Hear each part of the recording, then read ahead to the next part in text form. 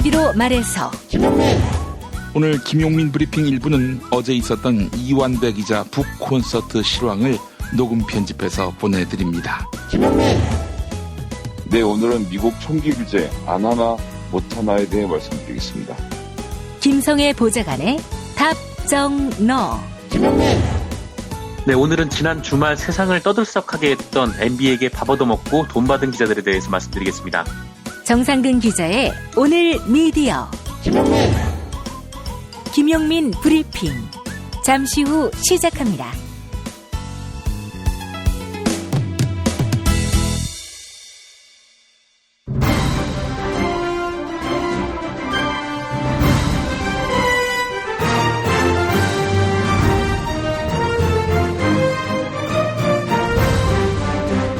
김용민 브리핑.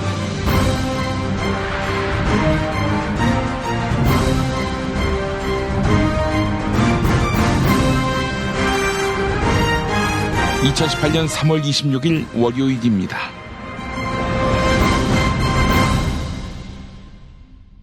오늘 김용민 브리핑은 어제 3월 25일 일요일 서울 충정로 벙커1에서 있었던 이완배 기자의 북 콘서트 실황을 보내드립니다. 그래서 정선태 교수의 오늘을 읽는 책은 하루 쉬게 됩니다. 촛불혁명은 모든 것을 다 바꿨다고 말할 수는 없어도 시민이 대동하면 세상을 바꿀 수 있다는 자신감을 안겨주었습니다.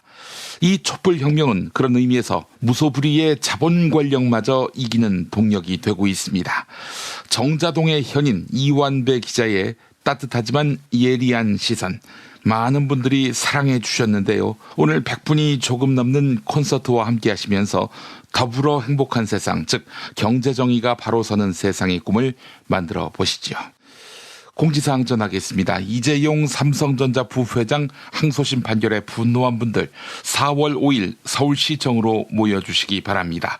저 김용민과 박주민 더불어민주당 의원, 최강욱 변호사, 이정열 전 창원지법 부장판사, 그리고 전국공무원노조 법원본부의 조석재 본부장이 함께하는 사법개혁 시민강연회에 여러분을 초대합니다.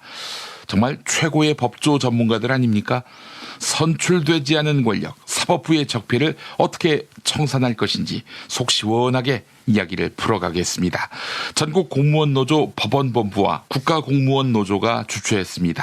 4월 5일 목요일 저녁 7시 서울시청 8층 다목적 홀입니다. 애청자 여러분의 많은 참여 바라겠습니다. 오늘 녹음 끝나고 한 잔? 술 끊는다며. 새해가 되면 술 끊겠다는 결심들 많이 하시는데요. 네. 쓸데없는 짓 하지 마시고요. 네, 술 친구미 있잖아요. 아니 다들 술자리만 있으면 오라고 난리잖아. 술친금 들고 가야지. 술친금을 그렇게 퍼주니까 부르지. 술친금이 있어야 술자리가 오래 간단 말이야. 내 친구들이 전부 다 술친금 인정했어. 오빠도 한 잔 콜? 그렇다면 가지야. 네이버에 술친금을 검색하세요. 멀쩡합니다. 충남 금산의 넓은 인삼밭, 정성농장을 일군 농부아버지 이정열 씨. 자연은 노력한 만큼 내어준다. 그 자연의 마음을 알기에 정성농장을 더불어 일구는 아들 이성규 씨도 아버지에게 배운 것처럼 정직하고 또 성실하게.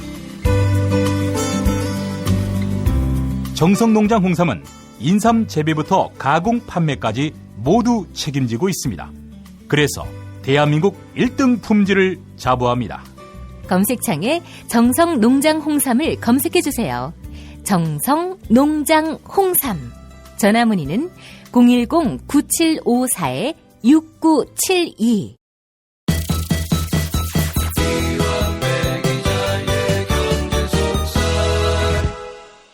자, 여러분, 한국 재벌 흑역사 상하권을 낸 이완배 기자 모시겠습니다.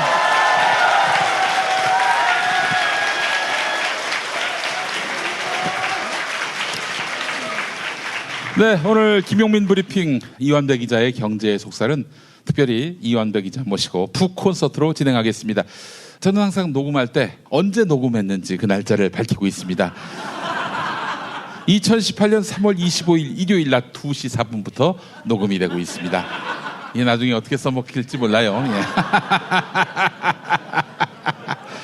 자, 이완배 기자님, 오늘 그 오신 분 중에 보니까 이 책을 낼 수밖에 없게 만든 이정무 국장이 오셨더라고요. 어디 계시죠? 이정무 실장님, 개새끼님, 빨리 튀어오세요. 진짜 죽습니다, 진짜로. 네. 예, 그래요. 이완배 기자님의 대학 동문이신가 그렇죠? 네, 그렇습니다. 예, 예. 뭐 평생 동지가 됐는데 이정무 국장께서 강권을 하셔가지고 이렇게 또 책을 냈는데 여러분 읽어보신 분 계십니까? 한번 손 들어봐 주시겠어요? 예, 많지는 않으시군요. 예, 이렇습니다. 저도 저 책을 많이 내봤는데 그거 정말 거기에 저의 진심을 다 얘기했는데 사람들이 그 진심을 말하기 전에 어디 언론에서 제목으로만 나온 거 이것만 갖고 이 남의 진심을 다 헤아린단 말이죠. 참 책을 안 읽습니다 우리나라가. 예. 예. 시험을 봐야 예? 아 늦게 출간됐군요. 예. 요즘 책이 많이 나가죠. 아, 도와주신 덕분에 정말 이게 지금 개새끼님이 안 보이셔서 그런데 개새끼님 나오셔서 좀 인사 좀 하시죠. 왜냐하면 정말 저희한테 큰 힘이 돼주셨습니다. 제가 이거 약간 좀 설명을 드리고 지나가도 될까요? 예. 저희가 작년에 네이버에서 퇴출이 됐습니다. 그런데 공교롭게도 제가 방송에서 네이버를 몇 번 안 좋게 이야기를 한 다음에 벌어진 일이었어요. 아, 그렇군요. 그러니까 이제 사내에서 저를 보는 시선이 되게 따가웠습니다. 그러니까 할 말 안 할 말 좀 가려서 하지. 그래서 되게 미안하다고 이제 간부들한테 죄송하다고 말씀을 드렸더니 그 틈을 틈타서 이제 이정무 개새끼님께서 저한테 책을 내자고 이렇게 얘기가 된 겁니다. 그런데 원래 저희가 네이버에서 퇴출이 되면서 굉장히 경제적으로 어려움을 많이 겪었어요. 그런데 그때 이제 이정무 실장이 원래는 편집국장, 직업이 편집국장이셨던 분입니다. 17년째 편집국장을 하다가 한 해만 더 했으면은 박정희하고 같은 할 뻔했죠. 네.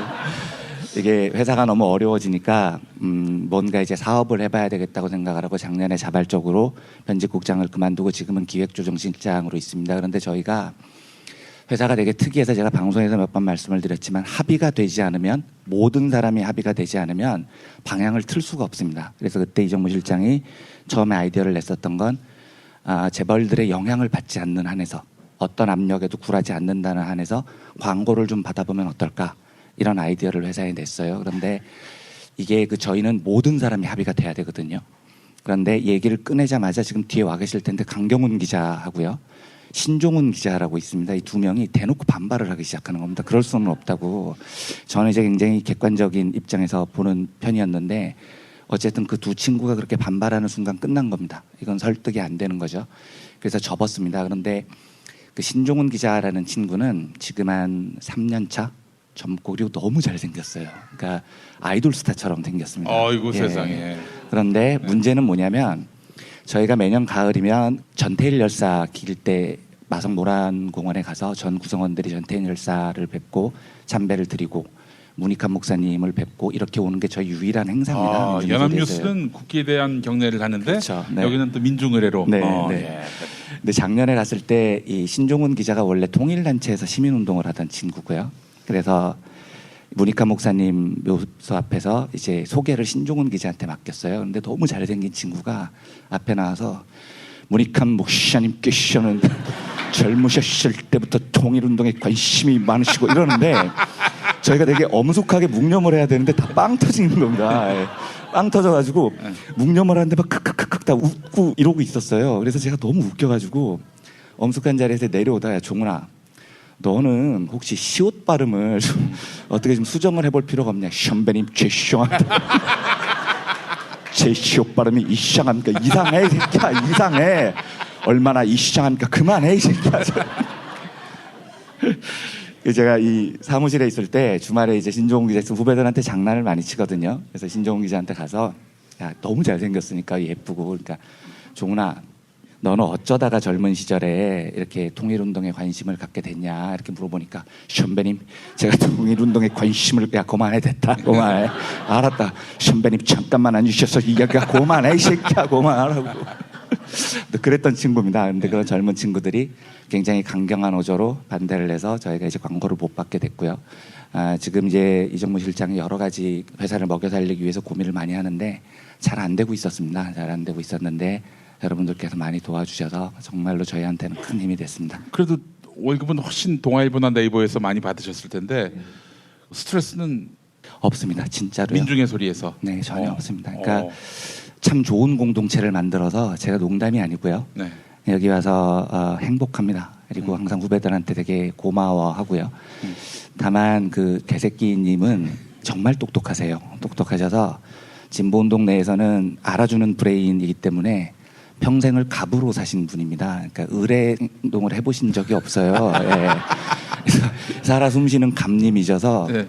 이번에 책을 낼 때도 책이 좀 모자랐을 때 저희 출판 담당 기자 이동건 기자도 뒤에 있는데 갑자기 텔레그램에 교보문고에 얼마를 뿌릴지를 상의해 봅시다 이러더라고요. 예. 이제 저도 출판 경험이 있고 이동건 기자도 아니까 그 우리가 결정하는 게 아니다. 예. 우리가 결정하는 게 아니다. 교보가 갑이 다 달라는 대로 주는 거다 그랬더니 그건 왜 그런 거죠? 그래서 제가 이 살아 숨쉬는 갑아 좀 닥치고 있으라고. 예, 평생을 갑으로 사셨던 그런. 아유 그렇군요. 많은 걸 배우셨겠네 이번에. 네. 이완배 기자님 책 내셔서. 예, 한국재벌 흑역사 상하권. 원래 상권은 나와 있었는데 이번에 증보판이 나온 거고 네. 하권 추가로 롯데와 SK 이야기를 담아서 우리나라 4대 재벌의 모든 것들이 다 담겨 있는 내용이라 하겠습니다. 자, 이완배 기자님 오늘 이제 말씀해주신 내용이 또 내일 브리핑에 나갈 텐데. 아 정말요? 예. 아 그러면 이제 안 되는데요? 우리 편집해 주시는 분께 사전에 요거는 저 삐 처리해 주셔야 된다라고 해주시고 이분들 앞에서는 실명을 닦아주시면 감사하겠습니다. 예. 사실은 오늘 무슨 말씀을 드릴까 고민을 하다가 책 얘기 드리면 지루하실 것 같고요. 그래서 제가 살아왔던 동아일보나 민중의 소리에서 있었던 소소한 이야기를 드려볼까 하는데 이완배 집사 신앙간증의 시간으로. 예. 너무 좋습니다. 예. 이게 좀 길고 해본 적이 없는 이야기여서 한 번도 못 들었는데 제가 이제 동아일보를 왜 그만뒀느냐 이런 질문을 많이 받아요. 근데 그만둘 때 사건이 어떤 사건이 있었냐면 제 1년 선배 중에 이승재 기자라고 있습니다. 동아일보예요. 그런데 전혀 진보적인 분은 아니셨지만 그렇다고 보수적인 분도 아니셨고요. 정말 글을 잘 쓰셨어요. 예, 그러니까 우리나라 영화계에서는 조선일보에 이동진이 있으면 동아일보에 이승재가 있다라고 불릴 정도로 글로는 정말 사표 같은 분이십니다. 천재적인 글재주가 있으셨던 분이셨어요. 제가 그 당시에 여러 가지로 굉장히 지쳐 있을 때인데 이분이 사표를 내셨다는 소문이 나돌더라고요. 예, 그러더니 조선일보를 가기로 하셨다는 거예요. 조선일보로 갔던. 그러니까 이동진 기자가 그만두고 그 자리를 메우기 위해서 제 영화계에서는 가장 유망했던 이승재 기자가 스카우트가 된 겁니다. 그런데 동아일보는 역사와 전통적으로 조선일보한테 지는 걸 참지를 못해합니다. 맨날 졌는데. 그러니까 한 번도 못 이겼으면서 광화문 사옥을 지으면서 제가 한번 말씀드렸지만 그 회장실을 꼭 조선일보가 내려보다 보이는 곳으로 지어달라고 요청을 할 정도로 그렇게 조선일보에 대해서 자존심이 많이 상해요. 그런데 간판 기자가 조선일보로 옮긴다니까 완전히 멘탈이 나간 겁니다. 간부들이요. 그래서 엄청나게 그 선배를 씹었어요. 뭐 개새끼, 은혜도 모르는 새끼만 너무나 욕이 만연해서. 근데 원래 신문사에는 사내통신망이라는 게 있습니다. 사내통신망에 글을 올리는 걸 굉장히 불편하게 생각을 해요. 사주들이. 그래서 저는 이승재 선배를 욕하는 게 너무 불편하더라고요. 그래서 사내통신망에 글을 올렸습니다. 어떻게 올렸냐면 우리가 지금 한 기자가 조선일보로 옮긴 걸 가지고 이렇게 뒷담화를 까고 있을 때냐. 왜 기자들이 자꾸 이 회사를 떠나려고 하겠느냐. 회사로서의 자부심, 기자로서의 자부심 이런 게 가고 있는 거다. 이거를 우리가 복원하는 것부터 시작을 하자. 이런 글을 올렸습니다. 근데 보통 이제 그렇게 글을 올리면 전화가 옵니다. 이렇게 데스크가 좀 내려주면 안 되겠냐고 이런 전화가 와요. 개인 의견이고 밖으로 나가는 의견도 아닌데. 아닌데도요. 되게 그러니까 경제부에서 그런 일이 있으면 경제부장이 책임을 져야 되는 거죠. 근데 그런 경험이 너무 많으니까 전화를 보니까 차장한테서 전화가 왔어요. 그래서 또 짜증나게 이렇게 받았더니 완배야 그래서 내려달라는 얘기일 줄 알았는데 너무 뜻밖의 이야기를 하시더라고요. 너 그 글에 대해서 책임질 수 있겠냐? 예? 무슨 소리시죠? 그랬더니 승재가 다시 돌아올 수도 있다 동아일보에. 네가 지금 그렇게 글을 올리면 그 친구가 돌아오는데 장애가 되지 않겠느냐 이러더라고요. 되게 난감하죠 지금 이 상황이. 그래서 일단 끊은 다음에 무슨 소리야 이건 출근도 하셨다는데 하고 제가 그 선배한테 전화를 했어요. 전화를 해서 선배 잘 지내시죠? 그랬더니 그래. 선배 떠나셨다는 이야기 들었습니다. 송별 인사도 못 드렸습니다. 그런데 제가 사내에 통신망에 글을 올렸더니 데스크들이 이렇게 태클을 겁니다. 그랬더니 막 웃으면서 무슨 소리야. 나 출근해서 출입처도 다 받고 이랬는데 이러는 겁니다. 네, 그래서 감사합니다. 그렇죠. 우리 회사가 하는 짓이 그렇죠 뭐 하고 이렇게 끊었습니다. 그다음에 쌩까고 이렇게 있었어요. 다음 주 주말이 끝나고 월요일이 됐는데 출근을 이렇게 출입처로 하고 있는데 저를 되게 아껴주시던 선배가 전화가 왔습니다. 너 그 글 빨리 내려라. 네, 승재가 지금 동아일보로 출근했다 이러는 겁니다. 제가 너무 난감하잖아요. 이게 뭐야. 예, 그래서 일단 글을 내리고 제가 굉장히 지쳐 있을 때였는데 이제 내가 떠나야 될 때가 됐구나. 내가 이렇게 사리 분별을 못하고 이렇게 글을 올려서 이제는 떠나야 될 때가 됐구나 하고 이제 그제 사직서를 내고 회사로 들어갔어요. 회사로 들어가서 그때 한번 찾아보셨던 권순할 부장, 경제부장이 권순할 부장이 있었는데 저를 진짜 미워하셨거든요. 그래서 이제 사표를 탁 냈더니 진짜 이렇게 보시면서 뭔데 이건? 그래서 사직서입니다. 그랬더니 진짜냐? 너무 행복해하시는 겁니다. 정말 야 잠깐만 기다려. 내가 즉시 국장한테 보고하고 올게 하고 들고 막 뛰어 올라가시는 겁니다. 낙장불입이야. 제가 그래서 10년 동안 끊었던 담배를 그때 다시 피웠습니다. 너무 화가 나가지고요. 그리고 이제 보통 그런 일이 있으면 제 별명이 후커였거든요. 동아일보에서. 그러니까 선배들이 나갈 때 제가 다 붙잡았어요. 같이 싸우자고. 그래서 제가 선배들 나간다고 하면 그 집안에서 일주일 동안 밤을 샌 적도 있습니다. 그러니까 다들 나가실 때는 저한테 허락을 받고 나가셨어야 됐어요. 근데 이제 제가 사표를 썼다 그러니까 이 후커에 당하신 분들이 전부 다 일제히 모여가지고 끝장을 보자. 이러고서 이제 5박 6일간 술의 일정이 시작이 됩니다. 그러면서 그때 이제 선배들이 농담을 이렇게 하시죠. 그래, 잘 생각했다. 한 일주일 푹 쉬고 돌아와라. 이런 식으로 농담을 하시는 거예요. 그러면서 일주일 동안 술을 마시고 못 견디겠더라고요. 근데 그 사이에 무슨 일이 있었냐면 하루 뒤에 이승재 선배가 다시 조선일보로 출근을 하신 거예요. 갔다가 왔다가 다시 가. 다시 가셨습니다. 근데 이건 또 어떻게 된 거냐면 그 조선일보의 문화부장이 한국일보에서 오신 분인데 이승재를 스카우트한 게 굉장히 큰 공헌이었어요. 그런데 오자마자 하루 만에 다시 돌아오니까 조선일보 문화부장이 너무 난감해진 겁니다. 그래서 밤에 기자들을 동원해서 이승재를 낚아채와라. 그래가지고 다시 그 집 앞에서 이승재 탈취 사건이 벌어진 겁니다. 그래서 이 선배가 다시 조선일보로 출근을 했어요. 그 얘기를 들으니까 제가 얼마나 웃기냐고요. 그래서 제가 한 며칠 동안 있다가 이제 집에서 너무 술 많이 마시고 쉬고 있는데 제 동기가 다시 전화를 했습니다. 원배 씨 뭐해? 그래서 나 집에서 쉬고 있어. 그랬더니 출근해. 이승재 선배 다시 돌아왔어. 동아일보로. 그래서 나중에 제가 회사를 그만둘 때 그 선배가 저를 한번 보자고 그러더라고요. 그러더니 본인의 사연을 쭉 이야기를 하는데 이해는 됩니다.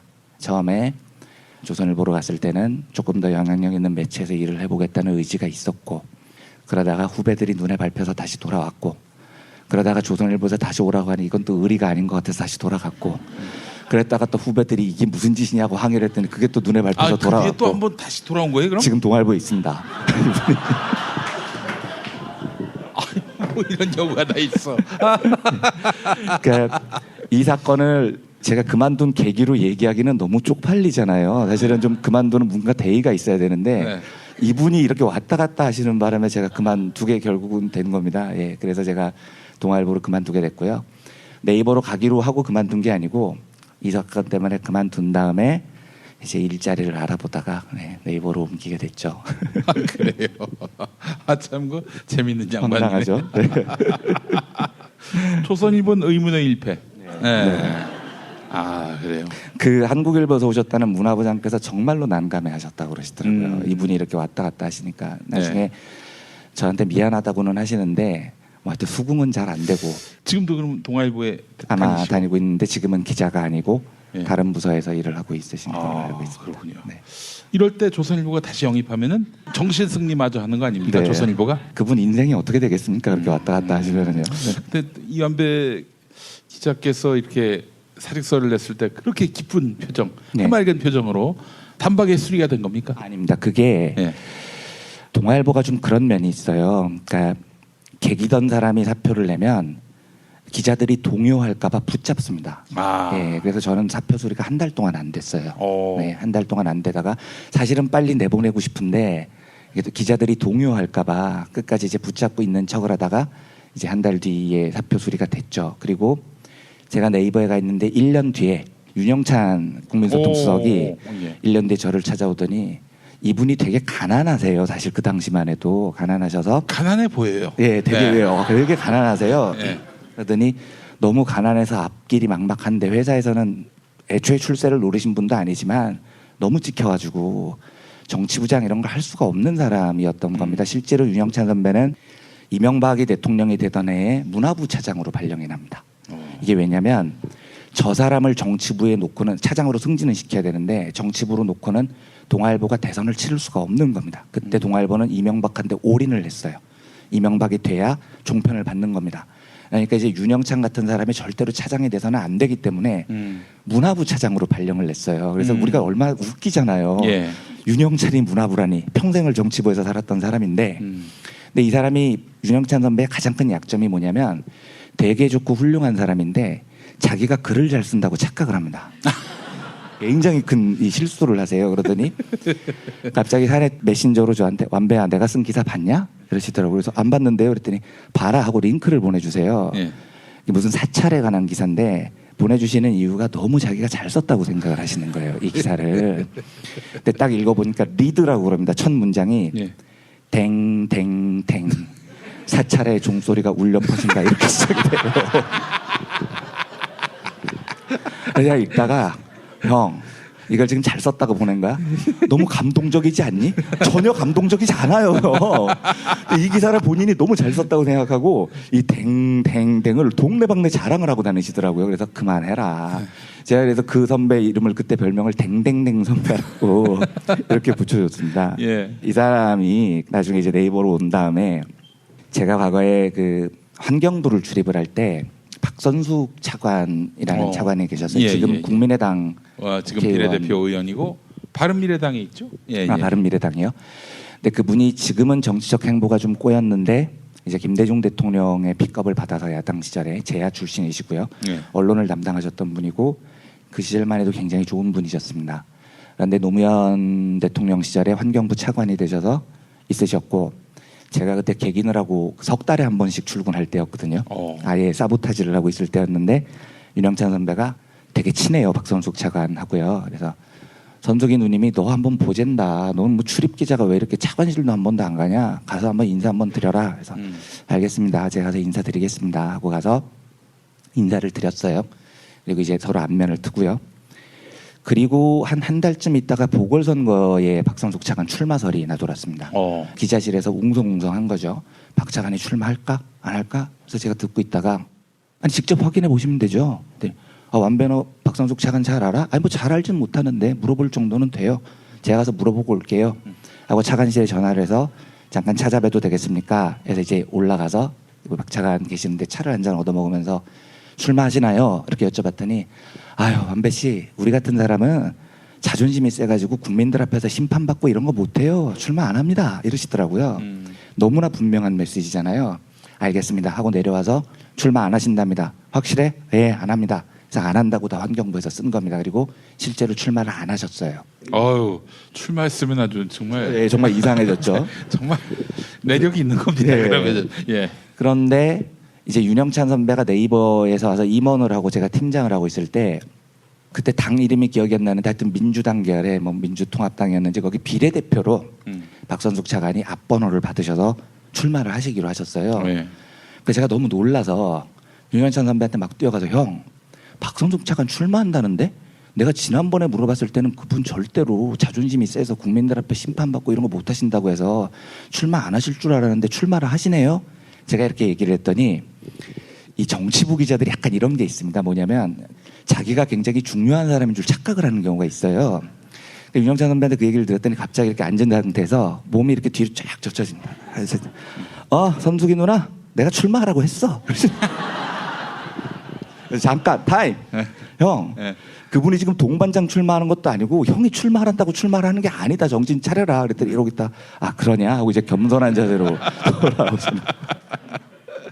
이분이 제가 길바닥에서 아무 직업 없이 생활을 할 때 되게 착한 분이시거든요. 저한테 이제 용돈도 주시고 명절 때마다 술도 사시고 이러시는데 그 이제 주변에 특히 후배들이 빈곤해질까봐 굉장히 걱정을 많이 하는 것 맞습니다. 같아요. 되게 본인이 제 인생을 책임져야 된다고 착각을 하세요. 예. 근데 이분이 한 번은 이번 대선 말고 지난번 대선 전이요. 술을 한 잔 이렇게 명절 때 사시더니 얘기를 하시는데 뭐 이게 윤영찬 선배 정치 인생에 어떻게 작용을 할지 모르겠지만 이러시는 거예요. 원배야 이번에 우리가 명절에서 집안에 다 모여가지고 합의했다. 뭘요? 다음 대통령은 우리가 문재인 후보를 밀기로 합의했어. 될 거야. 그러시더라고요. 그래서 아니 형네 집안이 밀면 되는 거야? 형네 집안이 뭔데? 형네 집안이 밀면 되는 거야? 그랬더니 그러냐? 하고 이제 겸손한 자세로. 그래서 잠깐만. 우선 문재인 변호사가 형을 알아요? 아니 모르지. 근데 뭐 형네 집안이 밀는다고. 그 정치부 기자들이 조금 자기 자신에 대해서 과대평가하는 이런 구석이 있어요.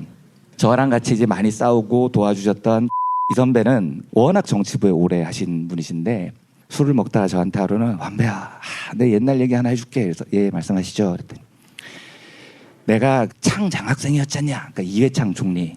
예. 안녕하십니까. 이회창입니다. 인무능하고 부패한 근데 이 창이 지금은 좀 형편없는 정치인이 됐지만 YS한테 처음 발탁돼서 국무총리가 됐을 때는 대꼬챙이 같은 이미지가 있었잖아요. 그렇죠. 그래서 그 당시만 해도 이제 선배가 창을 되게 좋게 보고 기자로서 굉장히 친했다는 겁니다. 그래서 본인 스스로가 창 장학생이라고 표현을 해요. 그런데 그래서요. 그랬더니 내가 창한테 언제 제일 실망했는 줄 아냐? 언제 하셨는데요. 하루는 창이 나한테 전화를 했어. 내가 이번에 민자당에 입당을 하려고 하는데 YS가 불러가지고 민자당에 입당을 하려고 하는데 입당을 해도 되겠습니까? 이렇게 물어보더라고. 그래서 내가 말렸어. 절대 그러시면 안 됩니다. 제야의 큰 어른으로 남으셔야 됩니다. 지금 가서 거기 대선 후보 되고 진흙탕에 빠지시면 이미지 다 버리십니다고 열심히 내가 말렸어. 그런데 다음 날에 바로 입당을 하더라고. 내가 그렇게 말렸는데. 그래서 아니 선배가 말린 게 뭐라고요? 선배가 이회창한테 그렇게 중요한 인물이 아니에요. 그러냐? 당연하죠. 정치부 기자들이 약간 본인 말을 듣고 저 사람이 움직인다고 착각을 하시는 구석이 있으세요. 저 총선 출마했을 때 김용민이를 내가 공천 줬다라는 사람이 그런 분들 되게 많으시죠. 42명 정도 제가 헤아린 것만도. 대한민국에서 김건모 키웠다는 사람이 76명 정도 됩니다. 예. 예전에 저도 여기에 입사하기 전에 김용민 PD님이랑 이렇게 방송 같이 하기 전에 내가 김용민을 키웠다는 사람을 한 4-5명 만났습니다. 그러다가 막말 파문 터지고 나서는 싹 사라졌어. 네. 공천 준 사람도 사라졌어. 예. 그러니까 되게 놀라운 게 낙검서 다른 분들도 진짜 훌륭하시지만 김용민 PD님은 제가 민중의 소리 입사하기 전에 작은 출판사에서 아르바이트를 할 때 처음 만나 뵀어요. 그런데 그때 김용민 PD님은 출판사가 앞에서 슬라이딩을 하는 분이었습니다. 책을 내면 무조건 10만 부가 팔리는 정말로 파워풀한 저자셨어요. 그러니까 우연히 제가 그 아르바이트 했던 출판사가 김용민 PD님의 책을 2권을 내고 대박이 났죠. 얼마나 이제 김용민 PD님이 소중한 저자겠어요. 그래서 저는 뭐 거기서 아르바이트 하면서 만나면은 고개가 저절로 90도로 제가 숙여야 되는 입장인 겁니다. 그런데 진짜 놀라운 건요. 그렇게 영향력이 있는 저자고 그렇게 낙검수로 인기를 얻으셨는데도 제가 뭐라고요? 출판사 알바 직원인데요. 그런데 저를 만나면 고개를 이렇게 숙이시고 나이 확인하신 다음에 선배님 오셨습니까? 저한테 이러시더라고요. 제가 그래서 이분을 보고 저분은 정말 대단한 분이시다. 그러니까 진짜 마음이 막말 파문과 다르게 의문의 1승을 했습니다. 의문의 1승. 아유, 감사합니다. 그래서 같이 인터뷰를 가면 비서 하시는 분이 차를 이렇게 한 잔 놓잖아요. 그러면 받으시고 고맙습니다. 이렇게 인사를 하시고요. 그러니까 참 대단하신 분입니다. 진짜로요. 네. 아니 그 얘기를 왜 하세요? 아니 그런 경우도 있고 또 그렇지 않은 경우도 많습니다. 항상 그렇진 않습니다. 예. 그러다가 이제 민중의 소리는 어떻게 들어가게 되셨어요? 이정무 실장과 저는 지금에서야 굉장히 친하지만 그 당시만 해도 그렇게 친한 사이가 아니었습니다. 좀 표현이 그런데 학생운동을 하면서 정파도 달랐고요. 우리 이정무 실장은 뭐였습니까? 뭐 속칭 말하는 민족해방계열, NL 계열이셨고, 저는 정반대에 있었고요. 굉장히 뭐 사이로 따지면 사이가 좋을 수가 없는 사이인데 비중이 저는 학생운동을 할 때 그 어느 누구도 알아보지 못하는 찌질한 짜다리였었고 저분은 굉장히 이제 비중 있는 정말로 영향력 있는 분이셨고요. 그런데 그런 분이 저한테 연락을 하셔서 놀고 있으시다는데 한번 우리 회사에 오실 생각이 없으시냐고. 그래서 저희 집 앞으로 한번 찾아왔어요. 그래서 술을 마시면서 뭘 원하는데 물어봤더니 우리가 정치 사회를 집중적으로 다루는데 경제 쪽으로 한번 다뤄보고 싶다. 네가 올 수 있겠느냐라고 물어봐서 저는 정말로 지금도 그렇지만 그때 마음의 빚이 되게 많았거든요. 그러니까 저는 비겁하게 주류 언론에 편입이 되고 먹고 살겠다고 튀었는데 저 친구들은 저렇게 남아서 광야에서 풍찬노숙을 하는 것에 대한 미안함이 되게 많았습니다. 그래서 이 미안함을 한 번은 털어버려야 되겠다는 생각으로 1년만 갈 생각을 했었어요. 예. 그래서 제일 궁금했던 게 월급은 얼마 주냐 그랬더니 네. 가족이 없으면 80만 원, 가족이 있으면 100만 원 어이구. 이렇게 준다고 그러더라고요. 예, 그러니까 대놓고 최저임금법을 지금 위반을 하고 있는 겁니다. 그래갖고 제가 한번 말씀드린 적이 있죠. 그렇게 하면 사람이 굶어 죽지. 그거 어떻게 먹고 사냐? 그랬더니 너무나 태연한 표정으로 야 완배야, 너 사람이 굶어 죽는 게 얼마나 힘든 일인 줄 아냐? 야 사람은 어지간해선 굶어 죽지 않아. 걱정하지 마. 이러더라고요. 근데 요즘도 술을 마시면 매일 자랑을 해요. 예. 너 아직도 안 굶어 죽었잖아. 알아. 예. 이렇게 얘기를 합니다. 그래서 제가 처음에는 비정규직으로 정식 직원이 아니었고 진짜 1년만 하고 100만 원을 받고는 살 수가 없겠다는 생각이 들어서 들어갔는데 1년 동안 있으니까 너무 행복한 겁니다. 그러니까 여기 있는 후배들과 마음을 터놓고 공동체처럼 생활을 하는 게 너무 좋아서 이제 제가 1년 뒤에 정식으로 제가 입사를 하겠다고 부탁을 드렸죠. 그래서 이제 입사를 하게 돼서 지금까지 있는 거고요.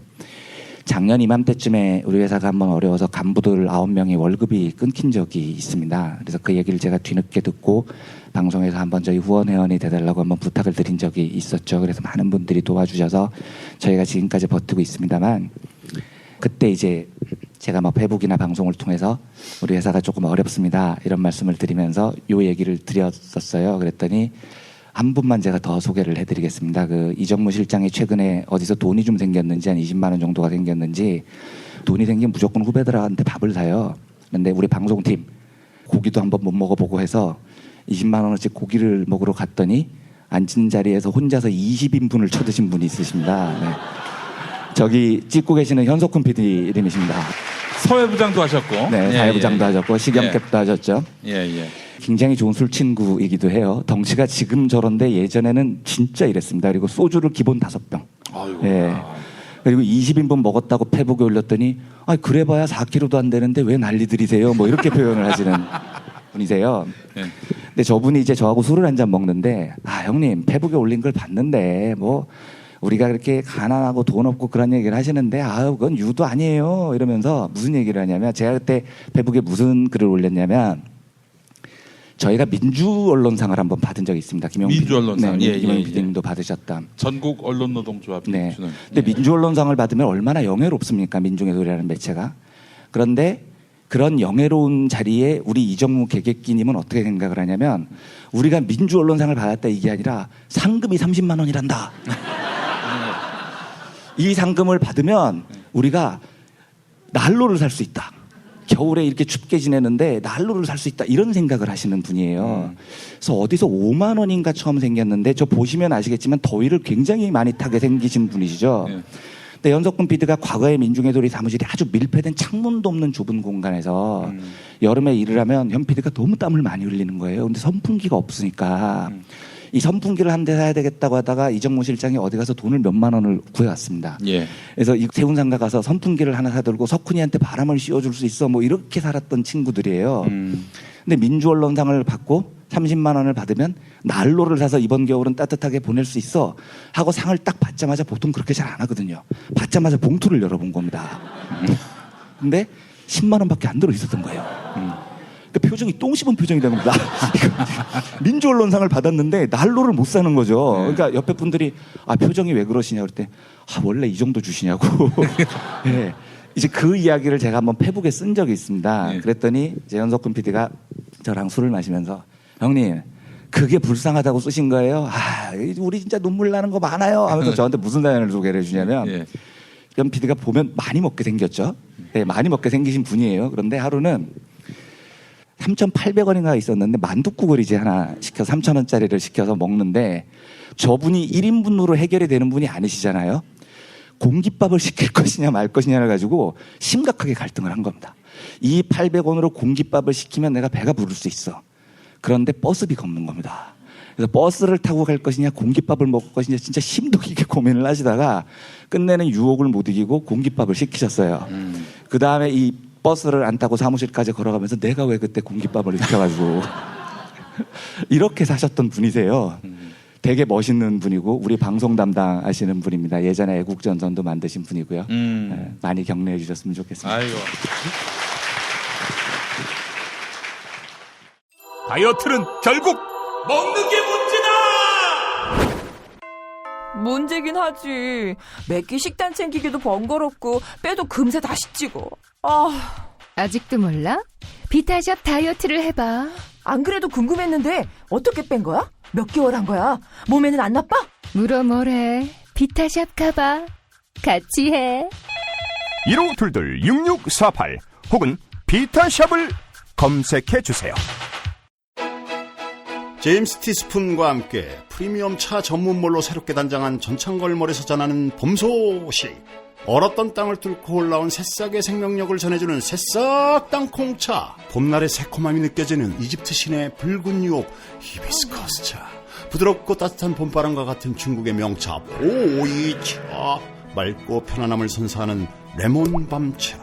겨울에 무거워진 나의 몸을 가볍게 해주는 레몬 마타차까지 즐거운 소식 많은 대한민국의 봄. 새싹 땅콩차와 제임스 티스푼의 크로스오버 티파티에 함께하시죠. 전창걸몰닷컴 전화 070-8635-1288 070-8635-1288.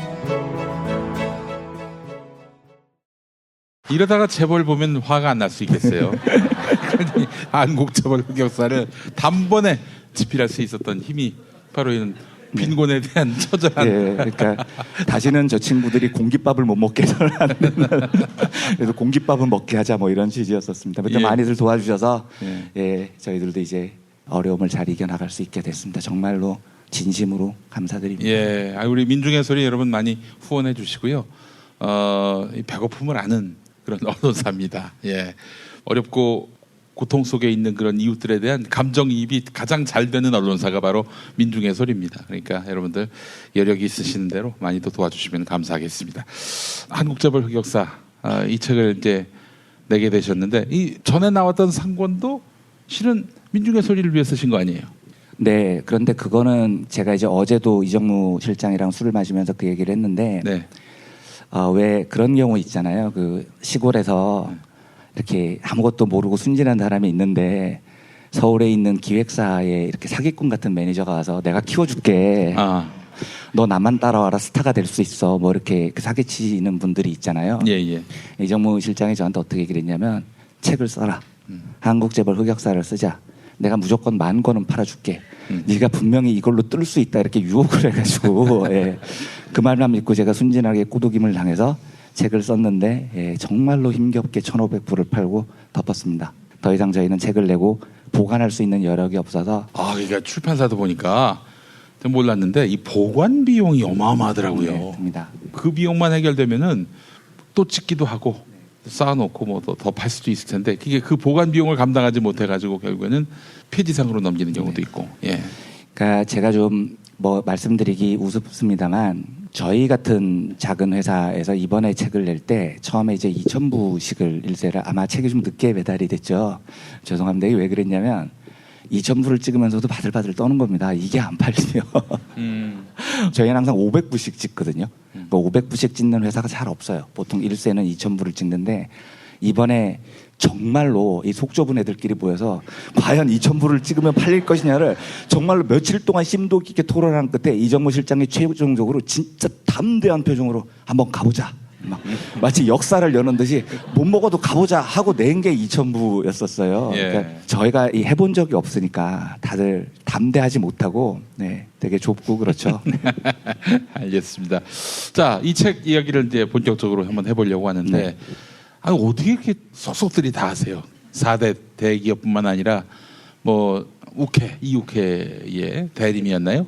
그리고 또 우리 종근당의 이장한 장로님, 거기 저희가 욕을 할 수가 없습니다. 벙커원교회는. 왜냐하면은 종근당이 일요일에 저 주차장이 공짜예요. 그래서 교우들이 와서 차를 대는데 욕을 할 수가 없는 거야. 그냥. 감사합니다, 장모님. 하여튼 그런 기업들의 특히 갑질과 관련해서는 어떻게 이렇게 속속들이 잘 아시는지. 그런데 이 모든 사실들은 다 나와 있는 사실들입니다. 제가 하나도 새로 밝혀낸 게 없습니다. 그러니까 의정부 실장이 처음에 판단을 할 때 어떻게 판단을 했냐면 경제 파트를 써야 되겠다. 그리고 저보고 회사에 들어오라고 했던 이유가 뭐냐면 노다지라는 거예요. 여기가. 남들이 다 아는 얘기고 다 나온 얘기인데 아무도 안 씁니다. 우리만 쓸 수 있는 거예요. 예, 그러니까 이게 너무나 쉽게 노다지를 발견할 수 있는 곳이다라는 확신을 가지고 재벌 문제를 다뤄보기를 시작한 겁니다. 그러니까 속속들이 잘 아는 게 아니고 뒤져보면 다 나옵니다. 심지어 자기들의 잘못된 점을 지들 자서전에 적어놓습니다. 네, 쪽팔린 줄을 모릅니다. 얘네들은요. 그러니까 보면 자기 자서전에서 다 나와 있는 얘기입니다. 예를 들어서 SK 창업주 최종원이 자기가 선경치안대를 조직해서 일본인들의 도피를 도왔다. 완전히 친일파죠. 그리고 적산을 물려받아서 성경그룹을 창업했다. 이건 정말 개새끼인 겁니다. 일본인들의 도피를 돕고. 그래서 개새끼인 건데 지들 역사에 그거를 써놓습니다. 자랑스럽게. 그러니까 다 알려진 일인데 아무도 쓰지 않을 뿐이죠. 그러니까 저희 후배들이 저를 보면 되게 완배 선배는 너무 날로 드시는 거 아니에요? 네. 취재를 하나도 안 하시고 그냥 서핑해서 다 쓰세요. 본인들이 열심히 취재해서 써야 되는데 저는 서핑을 하면 다 나와 있는 얘기지만 언론이 쓰지 않는 이야기일 뿐인 거죠. 그래서 다 찾아보면 나오는 얘기들입니다. 우리나라 언론 환경이 너무나 재벌 편향적이어서 하지 못했던 이야기들을 정리해 놓은 것이고 저는 진심으로 이 부족했던 걸 제가 학원 서문에도 썼지만 더 채워나갔으면 좋겠습니다. 이재용의 구석까지. 그건 굉장히 겸손한 말씀이고요. 취재를 많이 하셨어요. 제가 알고 있기로도. 아니 뭐 단순히 나온 것만 갖고 그렇게 추린다는 거. 그 말이 설령 맞다 하더라도 그 책에 그 내용이 있을 줄 어떻게 알아요? 다 읽어보지 않고서는 불가능한 것이고 또 이 자서전에 진실의 전부를 담겠습니까? 또 밀도 있게 또 취재를 하셨을 테고요. 그러니까 뭐 이 말씀은 굉장히 겸손한 말씀인데 우리 저 4명 정몽구, 이건희, 최태원 그리고 신동빈 이 넷 중에 누가 더 개새끼입니까? 정말로 예. 개새끼 그 콘테스트. 예. 압도적으로 비슷비슷하게 개새끼인데. 그래. 근데 말씀 한번 드린 적이 있지만 진보 영역에 있는 사람으로서 보면 그 중에 정말로 갑은 정주영입니다. 정주영 회장. 정주영 회장이 그래도 뭐 그게 인간적이다. 뭐 이런 평가도 적지 않지 않습니까? 저는 전혀 동의할 수 없습니다. 그러니까 그런 경영 방식이 해봤어? 해봤냐고? 해보자. 무조건 밀어붙이는 경영 방식이죠. 진짜 큰일 날 경영 방식입니다. 경영이라는 건 리스크를 예측하고 예상한 다음에 절제하고 관리를 하는 겁니다. 그런데 정주영 씨는 그게 아예 없었던 거죠. 무조건 해봐. 안 되면은 내가 대통령 만나서 뚫을게. 이런 식으로 현대 경영을 하면 망하는 지름길인 겁니다. 대통령 만나서 이제 뇌물 주고 그렇게 해서 달성하고. 네. 그런데 박정희가 그렇게 정주영을 좋아했어요. 스타일이 맞았던 거죠. 그리고 그 사람은 자동차 공장 내에 플래카드 같은 걸 붙여놓습니다. 빨갱이 새끼들이 노조를 장악해서 누가 뭐 현대자동차 안에 뭐 빨갱이 세상을 만들려고 하는가 이걸 진짜 플래카드로 걸어놓습니다. 그리고 실제로 식칼테러 같은 사건 같은 것도 하죠. 노동자들을 칼로 찌릅니다. 그걸 태연하게 저질러요. 한유동 전무라고 있는데요. 노조 탄압의 가장 대표적인 사람이고 정주영의 최측근이었죠. 그런데 제가 한번 방송에서 말씀을 드렸던 지금은 변절하시고 돌아가셨지만 권영목 현대엔진 노조위원장 같은 경우에 분신을 하려고 하면 장송곡을 들었습니다. 빨리 죽으라고. 아이고 세상에. 돌이켜보면 노동자 입장에서 보면 하여튼 넷 중에 제일 악질은 정주영이었다 이런 생각이 듭니다. 여러분들 지금 우리가 보면 이명박이 너무나 나쁜 놈이고요. 나쁜 놈이죠. 박근혜가 정말로 나쁜 놈이고 이렇게 좀 가까운 사람들을 생각하잖아요. 그런데 컴컴이 돌이켜서 생각을 해보면 다 진짜 나쁜 놈인데 정말로 제일 나쁜 놈은 전두환입니다. 그렇게 많은 사람들을 죽였잖아요. 시간이 지나면서 우리가 멀어져서 이제 가까이 있는 나쁜 놈들이 더 마음에 와닿을 뿐이죠. 그래서 우리가 잊혀져서 그렇지 노동자 입장에서 보면 그 중에 최고 악질은 정주영이었었던 것 같습니다. 진짜로? 아니, 옆에 계시는 것 같아서 욕을 더 못하겠네요. 아니 이 얘기는 사실입니까? 그 아들들이 말이죠. 그 저기보다 형이기도 하고 한 집안의 가장이고 이런 분 마음에 안 들면 조인트 까고 사실입니까? 그건? 아마 사실일 겁니다. 그러니까 저희가 상권을 내면서 변호사분께 한번 다 일독을 부탁을 드렸어요. 그래서 소송이 걸릴 만한 게 있느냐. 근데 유일하게 변호사분께서 하나 요거는 조금 그렇다고 한 게 뭐냐면 제가 정몽준 대목을 쓰면서 안녕하세요. 정몽준이에요. 이게 사실은 유명한 전설 같은 이야기인데 그 보좌관을 데리고 국회의원 시절에요. 예. 고속도로로 타고 오다가 예. 기분이 나빴던 거예요. 예. 너 내려 이씨. 이래가지고 고속도로 중간에 보좌관을 떨어뜨리고 왔다는 전설 같은 이야기가 있어요. 지금도 여의도에서 굉장히 많이 회자되는 얘기인데 네. 그 얘기를 제가 책에 썼습니다. 예. 그랬더니 요거는 조금 위험해 보인다가 변호사의 우려였어요. 예. 어떤 근거로 썼느냐. 그래서 이런 소문이 있다라는 기사가 몇 군데 있습니다. 그걸 보여줬더니 아 그러면 써도 되겠다. 이렇게 해서 이게 나가게 된 건데 이 정도 소문이면 조인트 까고 이거는 뭐 실제로 이 불일비재했다는 거죠. 실제로 제가 들은 바로요. 예전에 2002년에 정몽준 씨가 캠프를 꾸려서 대선 후보 시절이 있었죠. 그 유명한 우파에서 그 임만산 분이 논객. 예. 씨가 정몽준 캠프에 있었어요.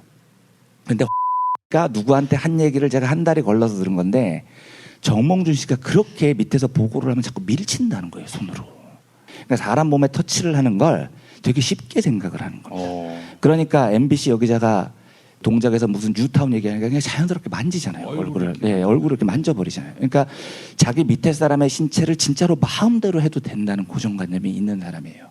기자한테 이 정도면 부하 직원들 조인트 안 까겠습니까? 네. 그러니까 제가 내일 정몽준에 대한 한 챕터를 쓴 이유는 뭐냐면 재벌들이라는 사람들은 베일에 가려져 있죠. 절대로 자기 사생활을 드러내지 않습니다. 빌 게이츠 같은 사람은 떳떳하니까 자연스럽게 나와서 길거리 가다가 사진이 찍히고 유모차 끌고 가던 모습도 찍히고. 그런데 우리나라 재벌들 그런 거 보셨습니까? 왜 안 그러냐면 사생활이 개판이기 때문에 그렇습니다. 예. 그러니까 이건희 같은 사람은 사회에 환원하겠다는 비자금 뭉쳐가지고 논현동에 빌라 빌려서 거기서 성매매하고 앉아있는 겁니다. 이 사람들은요. 그런데 유일하게 재벌들의 사생활을 짐작하게끔 할 수 있는 사람이 정몽준인 겁니다. 정치를 하니까요. 아, 그렇죠. 네, 그러니까 이제 이 사람이 공개가 된 거죠. 그래서 이 사람을 통해서 재벌들의 사생활을 짐작할 수 있다는 취지에서 제가 정몽준의 한 챕터를 썼습니다. 그런데 아무리 들여다봐도 얼마나 노력했겠습니까? 대통령이 되고 싶어서, 서민적으로 보이기 위해서, 민중들과 더 가까이 가기 위해서 정말로 뼈를 깎는 노력 끝에 나온 행동이 그런 행동인 거예요. 예. 시장 후보 나갔는데 공성진 한나라당 후보가 물어봅니다. 버스값이 얼마인 줄 아십니까? 그러면 그때 1,000원이었거든요. 틀려도 700원쯤에서 틀려야 되는 겁니다. 그렇잖아요. 예. 틀려도 대충 한 700원쯤에서 틀려야 되는데 70원쯤 하나요? 이래버린 겁니다. 공성진 후보가 아니 1,000원인데 그것도 모르냐고. 그때 아 뭐 버스에도 여러 종류가 있잖냐고. 아니 무슨 버스에 70원짜리 버스가 있겠냐고요. 말을 하지를 말아야죠. 예. 이게 안 되는 거예요. 버스를 타본 적이 없는 거예요, 이 사람은. 그러니까 이제 지도 쪽팔렸는지 다음에 전당대회 때 와서 이걸 이제 수습을 하려고 교통카드를 한 장 딱 꺼냅니다. 앞으로 대중교통을 열심히 쓰겠습니다 하고 교통카드를 딱 들었는데 이게 청소년용 교통카드였던 거예요. 그래가지고 그때 당신이 서울시장 되면 버스비 70원 해주시나요? 성인도 청소년 카드로 탈 수 있나요? 뭐 별의별 비아냥이 다 있었습니다. 아, 저는요 말이죠. 그 장면을 딱 보고 보좌관이 걱정되더라고요. 보좌관이 줬을 거 아니에요. 딱 왜 청소년 카드? 그런데 이게 개망신을 당했단 말이죠. 돌아와서 어떻게 했을까? 이 사람들이 근본적으로 우리의 삶을 모르는 사람이에요. 네. 실제로 김용철 변호사의 삼성을 생각한다에 보면 그 이서연 씨, 이재용의 막내 여동생이죠. 둘째가 이부진이고 그다음에 셋째가 이서연이죠. 이서연의 남편은 동아일보 김재열. 네. 동아일보 김병관 발행인의 차남. 예. 장남은 김재호 회장. 김재호 동아일보 회장인가요? 네, 회장 됐어요? 네. 오. 근데 이서연 씨가 실제로 이렇게 얘기를 했다고 그래요. 패션 회사의 CEO입니다. 100만 원짜리 옷을 누가 사 입어? 그렇게 후진 옷을? 이렇게 발언을 했다는 거예요. 누군가에게는 그게 한 달 월급인데. 그러니까요. 가족이 있는. 저희 한 달 월급인데. 예. 우리는 그것도 못 받아가지고 현석권 PD는 작년에 그것도 끊겨가지고 이러고 있는데 그게 100만 원짜리를 어떻게 입냐는 겁니다. 이런 사람들이 사업을 하는 게 경제에 도움이 되겠습니까? 말도 안 되는 짓이죠. 그러니까 원래 자극이라는 건 효용은 반복될수록 자극이 떨어집니다. 경제학의 기본 법칙입니다. 짜장면을 먹으면 첫 그릇 때는 맛있지만 두 번째 그릇 때부터는 맛이 없어지죠. 그러면 어떻게 되겠습니까? 자극의 강도를 계속해서 올려야 됩니다. 그러다 보니 이 사람들이 마약을 하거나 아니면 사람을 패는 거예요. 그걸로 쾌감을 느끼는 거예요. 그러니까 이런 사고방식을 가진 사람들이 경제를 하면 안 되는 거죠. 네. 책에 나와 있는 대목 하나만 말씀드릴까요? 네. 최태원 회장이 재작년에 사면을 받았죠. 제가 그때 진짜 웃겼었던 게 뭐 전도사님도 계시고 절대로 제가 특정 종교를 이야기하려는 게 아닙니다. 사면을 받고 나오시는데 성경책을 꼭 네. 그러면서 사진을 막 찍히는데 앞으로는 정말로 주님의 뜻대로 살겠습니다. 이렇게 얘기를 해요. 그럴 수 있습니다. 예, 사면을 받고 나오면서 주님의 뜻대로 살겠습니다라고 이야기를 할 수 있어요. 그런데 그게 왜 그랬을까요? 굳이 이유가 있는 겁니다. 그게요. 짜여진 하나의 각본 같은 거죠. 최태원 회장은 우리나라 재벌 총수 중에 유일하게 실제로 2번을 깜빵을 간 사람입니다. 첫 번째는 7개월 만에 나왔고요. 이번이 2번째예요. 참 드문 경우입니다. 보통 한 번 갔다 오면 정신 차리는데 이 사람은 2번째 갔다 와요. 그런데 2번째 간 이유가 뭐냐면 한 450억 정도 회사 돈을 횡령을 해서 들어가는 겁니다. 그럴 수 있습니다. 횡령한 사람이 한둘입니까? 그럴 수 있는데 이 사람은 횡령을 한 이유가 뭐냐? 점쟁이한테 올렸습니다. 김원홍 씨라고 여의도에 유명한 점쟁이가 있는데 이 사람이 점을 치면 신기가 들려가지고 며칠 뒤에 주가를 정확히 맞춘다는 사람이에요. 근데 이 김원홍 씨가 송길승 회장을 통해서 최태원 회장을 만난 다음에 봉투를 한 장 딱 줬다는 거죠. 편지 봉투를. 이틀 뒤에 열어보세요. 이틀 뒤에 열어봤습니다. 그랬더니 그날 종합주가 지수가 정확하게 맞춰져 있더라는 거예요. 네. 그러니까 최태원 회장이 뻑간 겁니다. 우와, 이 사람한테 내 돈을 맡겨야 되겠다. 모든 돈을 이 사람한테 맡기고 동생 최재원 부회장까지 월급에 부동산 담보에 있는 현금을 이 사람한테 다 몰아줍니다. 그런데 이 사람이 말아먹어요.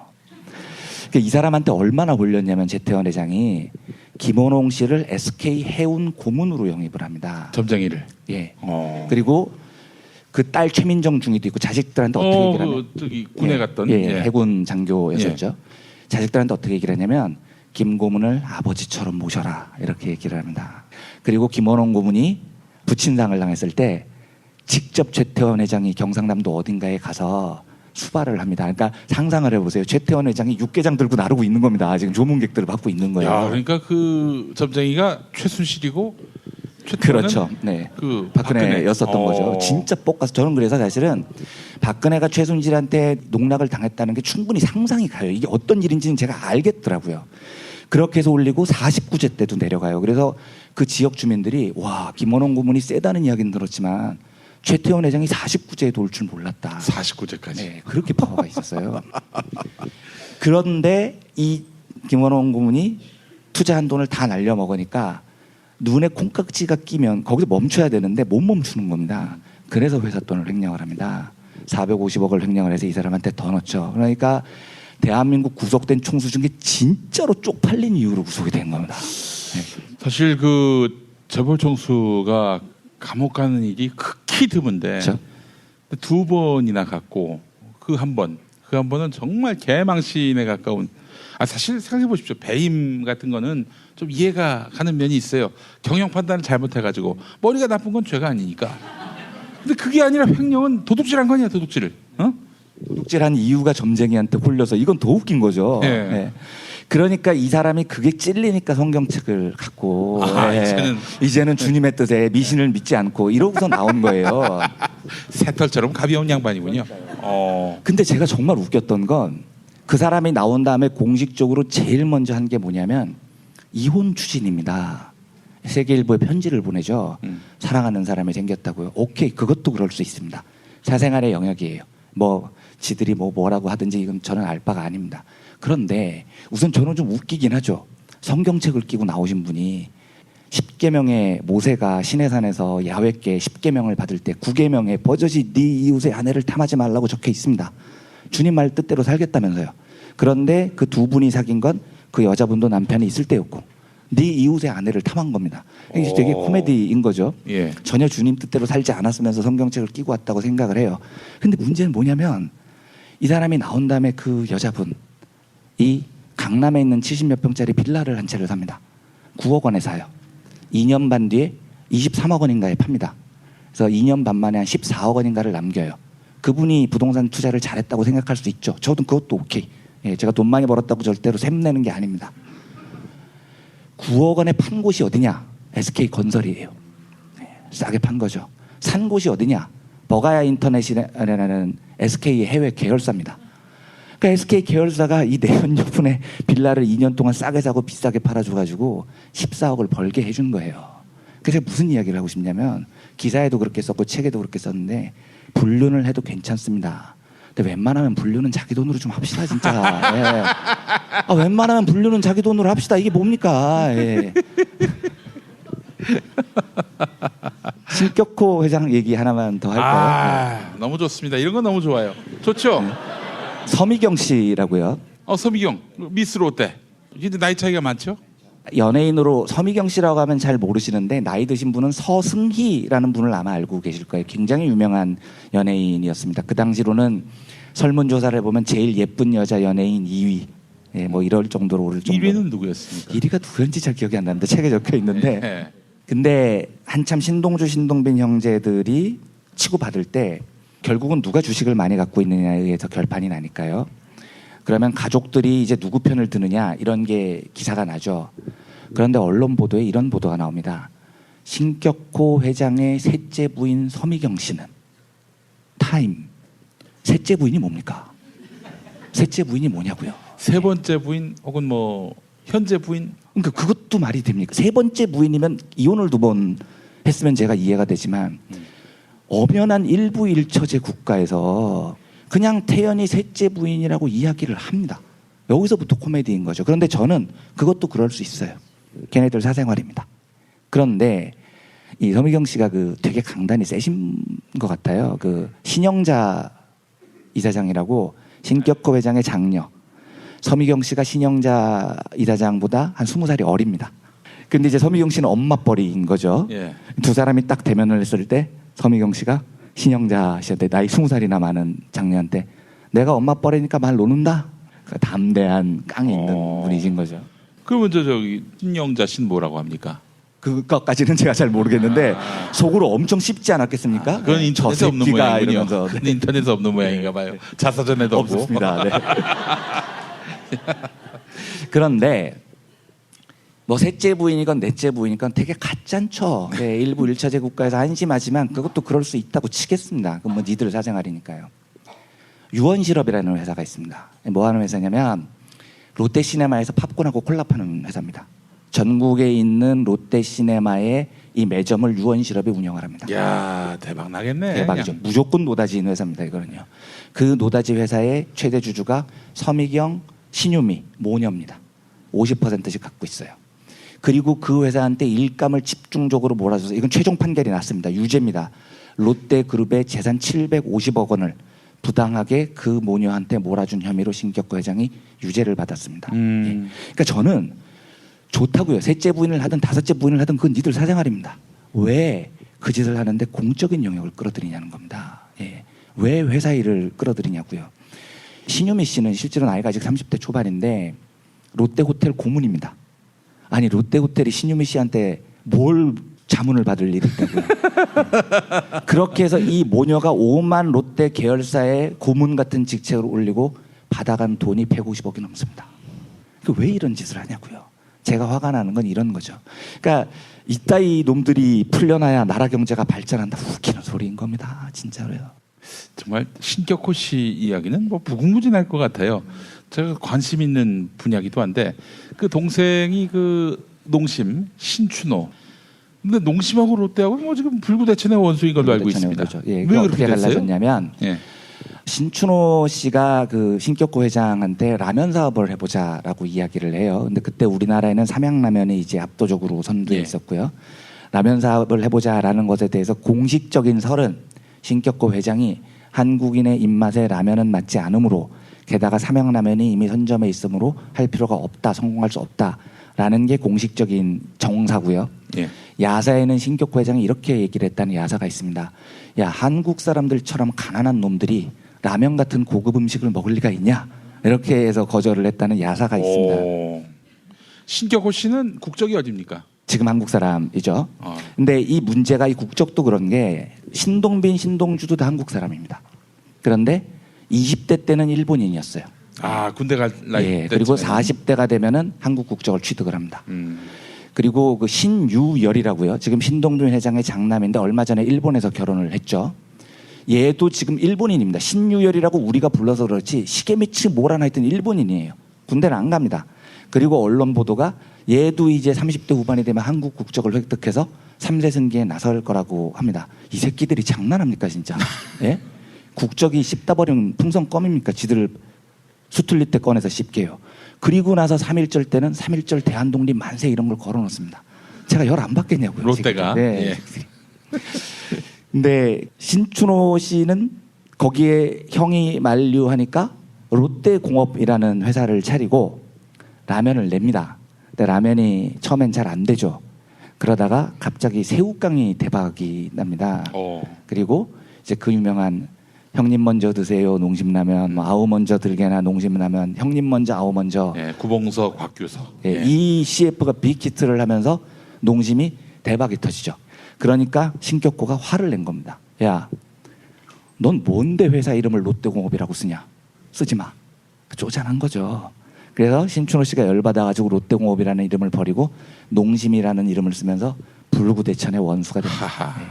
그래서 신동주, 신동빈이 막 싸울 때 농심 쪽의 입장은 뭡니까? 하고 물어보면 남의 집안 일인데요. 이러면서 이렇게 얘기를 합니다. 네. 제사도 따로 지낸다고 해요. 부친이 신진걸이라는 사람인데 그분은 명절 때마다 얼마나 바쁘시겠습니까? 이쪽 집에도 저쪽 집에도 가셔야 되고. 아, 그래요. 그 한때 그 농심라면이 아니라 롯데라면으로 이렇게 팔리던 때가 있었어요. 그때가 바로 신춘호 씨가 롯데 브랜드를 무단으로 사용하던 그런 때였군요. 아, 재미있습니다. SK하고 롯데쯤 오니까 이게 저 지랄의 그 양상이 아주 천박하게 이를 데가 없습니다. 그렇죠. 그러니까 예. 제가 말씀드렸듯이 현대하고 삼성이 묵직한 개새끼들이라면 얘네들은 되게 찌질한 개새끼들입니다. 아니, 우리가 삼성 이야기를 안 했는데 저는 이런 생각을 요즘 해봐요. 아, 이게 박근혜한테 뇌물 주고 말이야. 그리고 뭐 이명박이한테도 뇌물 줬는데 이게 돌아온 게 이게 징역형이라면은 어이 씨발 그럼 차라리 내가 대선에 출마해야겠다. 이재용이 이런 마음 안 먹겠어요? 사실 똑같은 경과로 정주영 씨가 출마했던 거 아닙니까? 대선에. 이재용 씨 생각에는 아마 진짜 그런 생각을 할지는 모르겠는데 저는 그런 생각한다고 조금은 생각합니다. 그러니까 저는 이번에 쇼크를 많이 받았을 거라고는 생각을 해요. 지금까지 한 번도 자기 뜻대로 굴러오지 않았던 적이 없었으니까요. 대한민국은 늘 그래왔으니까요. 그러니까 지금 앉아 계시는 여러분들께서 정말 대단한 일을 하신 겁니다. 삼성 3대 일가가 한 번도 감옥을 가본 적이 없는데 이 땅은 이 나라는 전부 다 자기 마음대로 된다고 생각을 했는데 여러분들께서 정말 대단한 일을 하신 거죠. 그리고 아직 미완성이죠. 다시 집어넣어야 됩니다. 아마 제 생각에 속으로 부글부글 끓고 있는 건 분명합니다. 지금까지 내 마음대로 됐는데 왜 내 마음대로 안 되지? 예, 라는 생각을 하게 됐을 것 같고요. 아마 그런 생각도 할 수 있을 것 같죠. 저는 뭐 사실 당 하나 만든다고 생각합니다. 삼성 물당. 어때? 삼성 물당. 에? 물당 만들어가지고 당하고 이제 삼성물산을 또 합병하는 겁니다. 이렇게 해서. 아니, 그럴 수 있다고 생각하진 않으세요? 네, 가능한데 정주영 씨도 실제로 그 시도를 했으니까요. 그런데 나와 보면 알겠지만 개망신 당하지 않을까요? 아, 그렇죠. 이 우리의 국민들의 수준을 만약에 완전히 배제하고 시뮬레이션 해보면은 할 수 있는 일입니다. 사실 그렇죠. 삼성이 깃발 든다? 어마어마한 자금력 아닙니까? 또 언론 얼마나 주었다 폈다 했어요. 그리고 또 뭐 지금 네이버에서 보다시피 이런 어처구니 없는 댓글 공작들도 실은 삼성의 그 스멜이 스물스물 나는 거예요. 이런 기반을 놓고 이런 토대 위에서 이재용 씨가 만약에 대선에 나간다. 가능한 일이라고 생각하고요. 또 지금 자유한국당서부터 심지어 민주당까지 삼성의 장학생인 분들을 끌어모은다면은 저는 원내 교섭단체 단박에 가능하다고 봅니다. 그러니까 저는 정치 쪽은 잘 몰라서 그렇지만 저는 원내 교섭단체가 조금 어려워 보인다고 생각을 하는 게 뭐냐면 저는 삼성이 뭐해서 놀랐을 거라고 생각을 했냐면요. 지금까지 이렇게 관리를 잘해왔는데 진짜 관리의 삼성이라는 겁니다. 제가 과거에 동아일보에 있을 때는 어떤 이야기까지 들었냐면 이완배 기자님은 왜 골프를 안 치시고 취미가 뭔가요? 기록이 안 돼 있네요. 이런 얘기까지 들었습니다. 고작 5년차 젊은 기자의 기록이 삼성 데이터베이스에 있는 거예요. 이 사람은 그러니까 뭐 술을 마시는 걸 좋아한다거나 골프를 친다는 걸 좋아한다거나 뭐 촌지를 받는 걸 좋아한다거나 이게 관리가 다 돼 있는 거죠. 그런데 놀랍게도요. 자기들은 이 사회의 주류를 다 관리했다고 생각을 하지만 이 사회의 민중들과 시민들의 힘은 훨씬 더 넓고 훨씬 더 거셌던 겁니다. 모든 사람을 다 관리할 수는 없는 거죠. 예를 들면 절대로 관리가 안 되는 언론사도 있는 겁니다. 우리 회사처럼요. 아니 취약해 보이는데? 아니 취약해 보여 민중의 소리는. 안 그렇습니까? 당장 우리 현석 군부장 같은 경우 고기 사줘봐. 아니 나는 금방 넘어간다고 봅니다. 그러니까 10인분이면은 삼성에 넘어가겠다고 지금 시간을 하고 있습니다.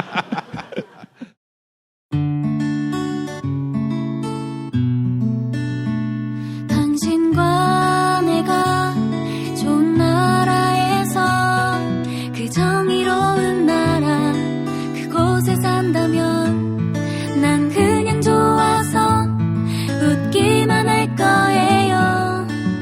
당신의 뉴스 보좌관 김용민 브리핑.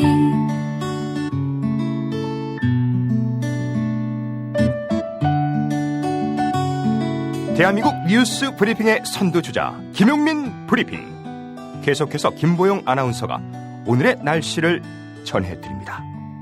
날씨를 전해드리겠습니다. 오늘도 미세먼지가 기승을 부리겠습니다. 특히 수도권과 영서 그리고 충북은 종일 미세먼지가 나쁨 수준을 보이겠는데요.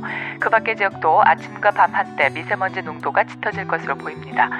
아침 기온 서울 6도, 대전 5도, 광주 대구 6도를 나타내겠고요. 낮 기온은 서울 16도, 춘천 19도, 전주 20도, 부산 19도로 예상됩니다. 여기는 대한민국 브리핑 1번지 김용민 브리핑입니다.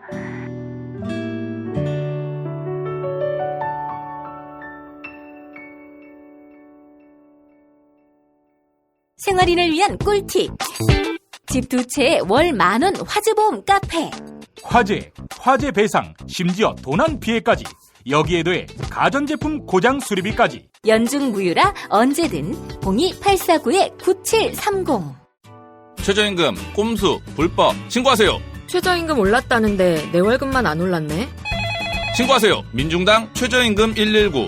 근로시간 줄이기, 식대 기본급에 끼워 넣기. 신고하세요. 070-5118-2119 카카오톡 검색창에 최저임금 119 운동본부를 검색하세요. 야, 근데 홍어가 진짜 그렇게 몸에 좋아? 아니 끝내준다니까. 근데 비싸지? 열라 싸고 열라 맛있는 홍어가 있다니까. 어디? 알싸한 홍어. 네이버 검색창에 알싸한 홍어를 검색하시고 1599-6456 전화 주문도 가능합니다. 허리가 아파요. 아랫배가 나와요. 골반이 바로 서야 건강도 아름다움도 바로 섭니다. 바디로직을 입으세요.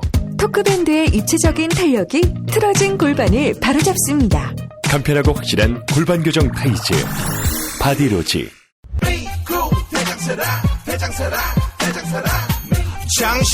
장실 굿모닝 화장실 바나 굿모닝 바나나. 이건 제가 써보니까 효과가 있는 것 같아요. 판촉물이나 단체 선물이 필요할 때 이왕이면 우리 편 회사 네피아를 찾아주세요.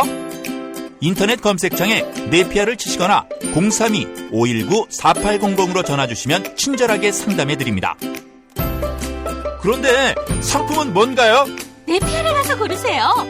3만 가지가 넘는 물품이 있어요. 삼성의 이재용 씨 대선 출마와 관련해서는 전 뭐 이제 속으로만 그렇게 생각했다가 이 자리에서 밝히고 있는데, 진짜 기업들이 말이죠. 대한민국이 얼마나 우스워 보이겠어요. 특히 언론들, 장충기한테 온 문자만 보더라도 얼마나 정말 아무것도 아니게 보이겠어요. 그리고 또 뭐 사실은 대법원도 얼마든지 자기들이 쥐락펴락할 수 있다라고 판단한다면은, 그렇다면은 저는 사실 삼성이 이제는 안 되겠다. 내가 직접 그냥 배후에서 누구 시켜가지고 3쿠션으로 이 나라를 요리하는 것은 여러 가지로 위험 부담도 있고 또 이 배달 사고도 날 수 있겠다라고 판단할 수 있을 것 같아요. 제가 그 아무데서도 얘기 안 한 이야기 업돼서 하나 말씀드릴까요? 제가 알고 있는 한 종합일간지요. 뭐 어딘지 충분히 짐작이 가실 만한 그 종합일간지는 최근까지도 이런다고 해요. 사무실에 컴퓨터나 TV가 필요하면 삼성에 전화를 합니다. 필요하다고요. 그래서 하루는 컴퓨터를 싹 바꿔준 날도 있었답니다. 이게 어떻게 되겠습니까? 개판 5분 전인 겁니다. 우리나라 언론이. 어느 언론사인지 다 아실 거라고 하셨는데 아닌 언론사를 한번 얘기해 주세요. 없을걸요 아마. 그러니까 아닌 언론사. 이게 뭐냐면 예. 어마무시한 일이 아닌 거예요. 이 사람들한테는. 컴퓨터 보내주세요. 이게 아무것도 아닌 겁니다. 그 정도의 중앙 언론사가 그러고 있다면 아닌 언론사가 어디 있겠습니까? 다 그런 거죠. 그러니까 제가 이번에 장충기 문자를 보고 정말 화가 났던 건 다른 건 몰라도 그러니까 우리 회사에 광고를 주세요. 이것까지는 좀 그런데 사회이사 한 자리 주세요는 뭔가요? 예. 그걸 자기 사익을 위해서 쓰는 놈들은 뭡니까? 이 언론에 대한 삼성의 통제를 말씀하셨던지 들어보면 삼성이 보면 얼마나 비웃기겠어요. 예. 예. 겁이 안 나는 거죠. 예. 예. 그러니까 이제 여론은 이 언론을 관리하면은 충분히 자기들 뜻에 맞게 요리할 수 있다. 이렇게 생각하고 있는 망상을 우리 시민들이 그동안 깨우셨고 이 존재감을 삼성 이재용 재수감으로 동력 삼아서 성사를 시킨다면은 아마 이재용 씨도 세상이 간단치 않겠구나. 예, 이제는 좀 정신 차리고 네. 사람 만들어 주는 겁니다. 진짜로요. 네. 그 이재용 씨가 자기 뭐 말하자면 삼촌 형님 뻘 되는 사람들한테도 씨발 새끼야 이러면서 욕을 한다고 하는데 그건 사실 이재용만의 일은 아닌 것 같아요. 그럼요. 네. 특히 현대비엔지스텔의 정윤설 씨 같은 경우는 운전기사를 그렇게 두들겨 패는데 참 슬프게도 취미가 복싱이래요. 네, 얼마나 이걸 잘 두들겨 패겠습니까? 그러니까 만든 사람이 너무 아팠다는 거예요. 그러니까 뭐 욕 정도는 뭐 일도 아닌 거죠. 아니 근데 그 왜 운전기사 맡기만 합니까? 그거 어떻게 하겠습니까? 그러면 많이 주나? 그게 노동자들의 삶은 참 슬픈 거죠. 이제 여기서 그만두면 먹고 살 길이 없고. 그래서 소스타인 베블런 같은 경제학자는 이렇게 이야기를 해요. 가난할수록 보수적이 된다고요. 예, 수긍할 수밖에 없는 겁니다. 가난한 사람들은 계기면 이번 달 월세를 못 내요. 내일 굶어 죽습니다. 그래서 끊임없이 자본은 우리를 가난하게 만듭니다. 그러니까 제가 종종 말씀드리지만 자본과 노동이 타협할 수 있는 길이 있을까요? 예를 들어서 제가 노동의 대표로 참가를 해서 재벌 총수들 앉혀놓고 잘 들어보세요. 당신들도 살고 우리도 사는 방법이 있습니다. 우리 잘할 수 있는 방법이 있습니다. 라고 제안을 하면 받아들이겠습니까? 안 받아들입니다. 절대 안 받아들입니다.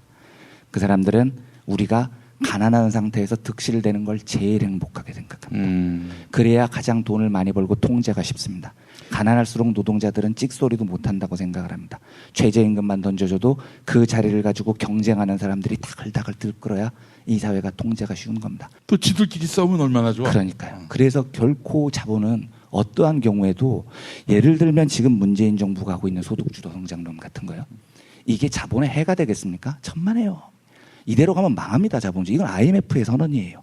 이대로 민중들을 가난하게 하면 재벌들이 만든 물건, 기업이 만든 물건 안 팔린다는 겁니다. 그래서 IMF가 공식적으로 이제는 국민들의 소득을 높여줘야 된다라고 2016년에 공언을 했어요. 수많은 경제학자들이 지금 뭐 노동자들의 소득을 높여야 된다, 임금을 높여야 된다고 주장을 하는 건 자본주의를 분쇄하자, 망가뜨리자, 폭파시키자가 아닙니다. 자본주의를 구하자입니다. 구하는 유일한 방법이에요. 그런데 안 합니다. 왜 안 하느냐? 우리가 가난해야 통제가 되기 때문입니다. 그렇기 때문에 소득 주도 성장 그리고 양극화 해소 이것은 사실 진보 집권 전략이라고 해도 과언이 아닌 거예요.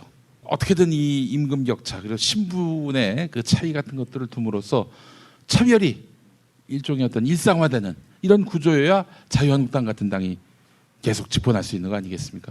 그리고 저는 이번에 참 놀랐던 게 그러니까 다른 분들은 별로 안 놀라시던데 저는 굉장히 놀랐던 게 뭐냐면 제가 방송에서 어저께인가요? 엊그저께인가요? 말씀드렸던 그 토지공 개념이요.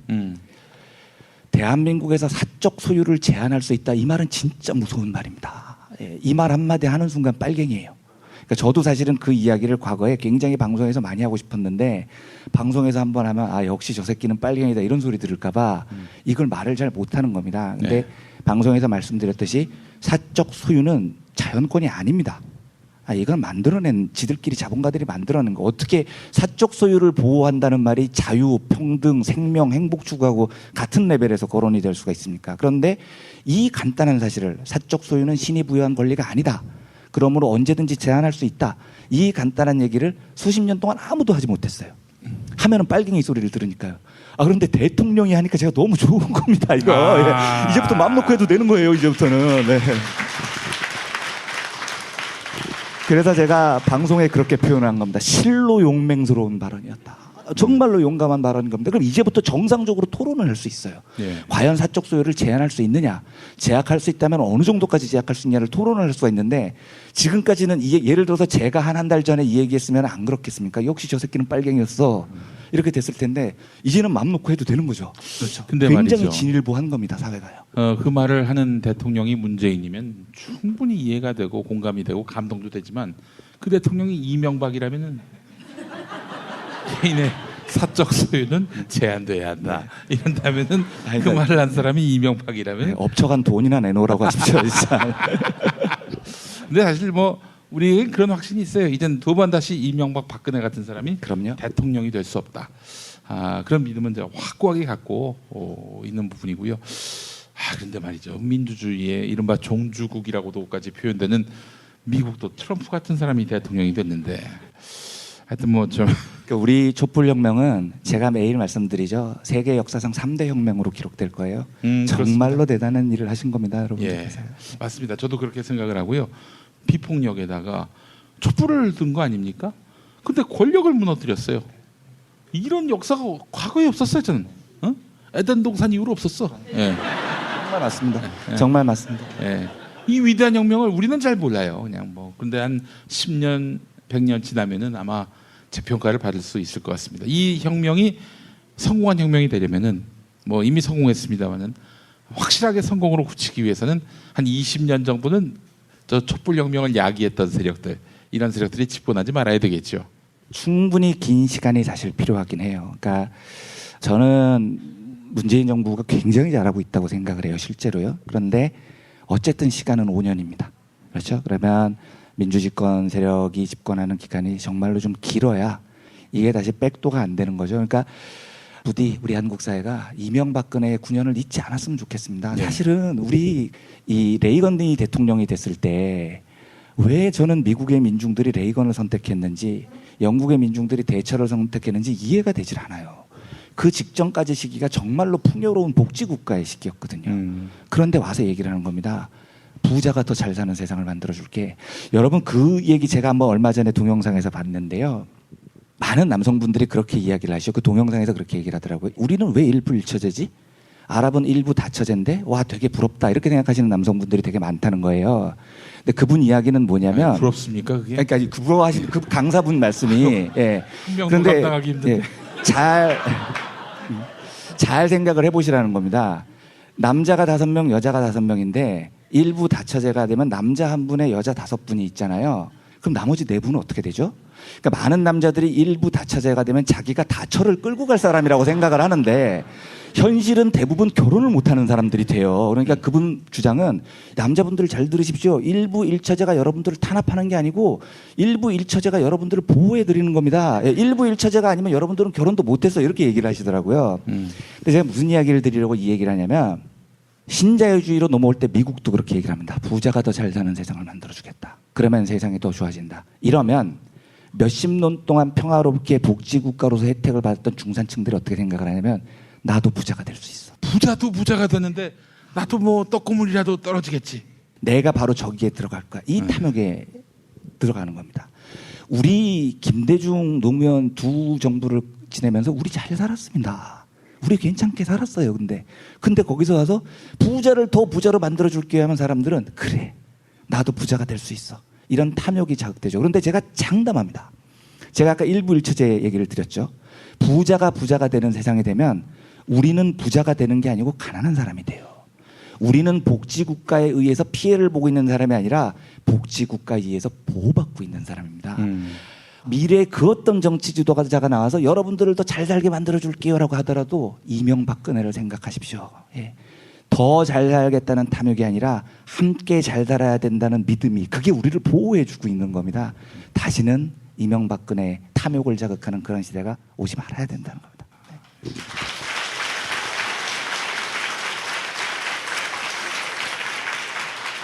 자, 이현배 기자님, 이제 뭐 책에 그 재미있는 일화들이 많이 담겨 있으니까 그건 책을 사보시면 될 것 같고, 재벌 체제를 어떻게 해야 됩니까?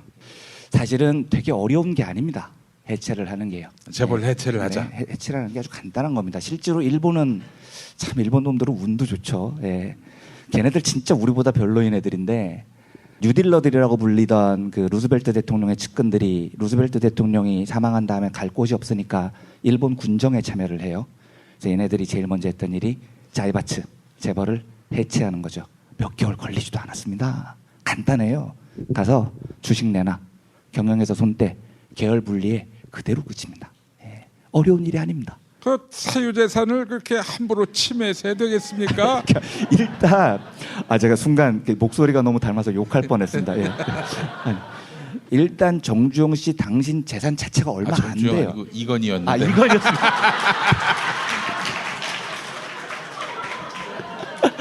죄송합니다. 날 몰라봐. 네. 정주영은 나지. 네. 목소리도 못 알아봐서 죄송합니다. 네.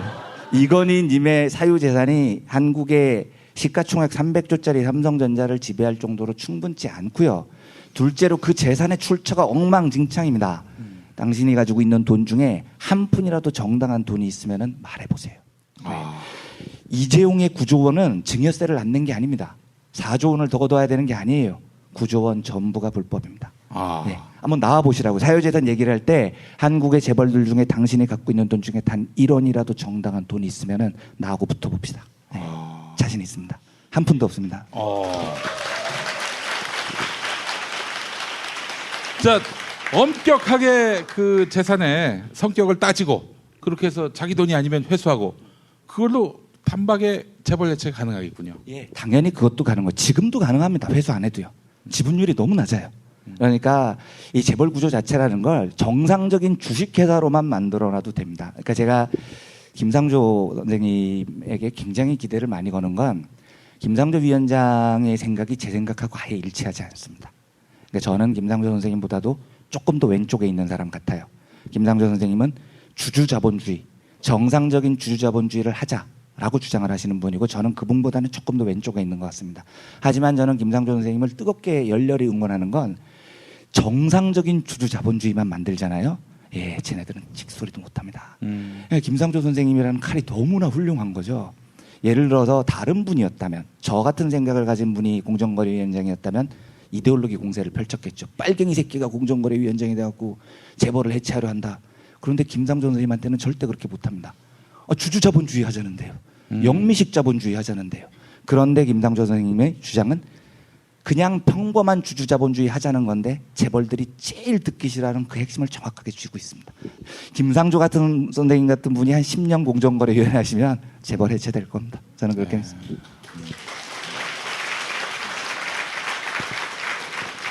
실제로 삼성, 현대차, SK, 롯데 다 국민연금이 최대 주주죠. 모든 계열사의 다 최대 주주입니다. 그 국민연금 그 자금 운용 본부장인가요? 그리고 뭐 국민연금 이사장, 이 사람을 재벌 해체에 대한 각별한 신념을 가진 사람으로 갖다 앉히면은 가능하겠네요. 제가 그 소신을 한 3년 전부터 갖고 있었거든요. 그러니까 우리나라의 재벌을 제어할 수 있는 가장 좋은 방법은 국민연금이 정상적인 주주권을 행사하는 것이다라고 3년 전부터 계속 소신이 있었는데 지금 좀 바뀌었습니다. 위험해요. 위험해요. 왜냐하면 그게 항상 올바른 국민연금일 가능성이 없거든요. 그러니까 예를 들어서 이제 우리 진보 진영이 항상 그런 말을 많이 하죠. 정부의 권한을 강화해서 정부가 막강한 힘을 가지고 시장을 제어해야 된다. 이건 모든 진보 쪽 경제학자들이 하는 얘기입니다. 보수 쪽은 정부의 권한을 최대한 줄이고 시장의 힘을 크게 하자 이건데 저는 과연 국가의 권력이 더 강해져야 되느냐에 대해서 좀 부정적입니다. 다른 진보 경제학자 달리요. 왜냐하면 막강한 권한을 국가한테 줬는데 대통령이 바꿔내면 엿되는 겁니다. 진짜로요. 우리가 해봤잖아요. 그러니까 국민연금이 실제로 재벌들의 지배구조에 들어가야 된다는 소신을 저는 오래전부터 갖고 있었는데 우와 박근혜가 이걸 하는 걸 보고 야 이건 진짜 위험하다는 생각이 들겠더라고요. 언제까지나 문재인 대통령 같은 사람이 집권하리라는 건 우리 꿈이죠. 민주주의에서 선거를 해보면 반드시 이상한 놈이 언젠가는 당선이 됩니다. 그런데 국민연금을 저렇게 재벌들을 좌우하는 데 파워까지 줬다? 조금 위험해 보여요. 그래서 이 문제는 제가 좀 고민을 조금 더 하고 있는 중입니다. 어떤 방안이 있을지요. 엄청나게 큰 기업을 하나 만들어가지고 국민연금이 거기다 지분을 다 팔면 안 될까요? 그 기업은 제가 맡겠습니다. 제가 저희 이정무 실장하고 의논을 해봐야 되겠지만 그 기업이 주는 광고는 받겠습니다. 아니 진짜 공공이 통제할 수 있는 수단이 의외로 많네요. 많은 만큼 김상조 공정거래위원장 체제 속에서 재벌 대기업들이 이런 개판을 치면서도 여전히 그 지분과 지위를 유지하는 이런 굉장히 잘못된 구조, 왜곡된 구조, 이게 바로 잡혔으면 좋겠다는 게 제 생각입니다. 자, 뭐 잠깐 벌써 1시간 반 지났는데 우리 김용민 브리핑 많이 애청하고 계시겠죠? 여러분 많이 또 애청해 주시면 감사하겠고 좀 더 재미있게 좀 더 정의롭게 한번 방송을 만들도록 노력하도록 하겠고 뭐 김용민닷컴이라고 또 이번에 하나 네. 론칭을 했습니다. 예. 저는 이제 옥션을 좀 슬쩍 넘고 싶어요. 네. 예. 김용민닷컴이 옥션을 넘어서는 회사가 되면 예. 저희한테 광고를 아유 당연하죠. 민중의 소리에 광고를 하도록 하겠습니다. 많이 정말 번성하셨으면 좋겠고요. 응원드립니다. 아니 하여튼 어떻게 하다 보니까 이제 오픈을 했는데 거기서는 이제 뭐 쇼핑보다는 뭐 동영상 컨텐츠를 좀 한번 론칭을 해가지고 본격적인 먹방을 한번 해보려고 생각하고 있습니다. 먹방을 여러분 많이 사랑해 주시면 감사하겠습니다.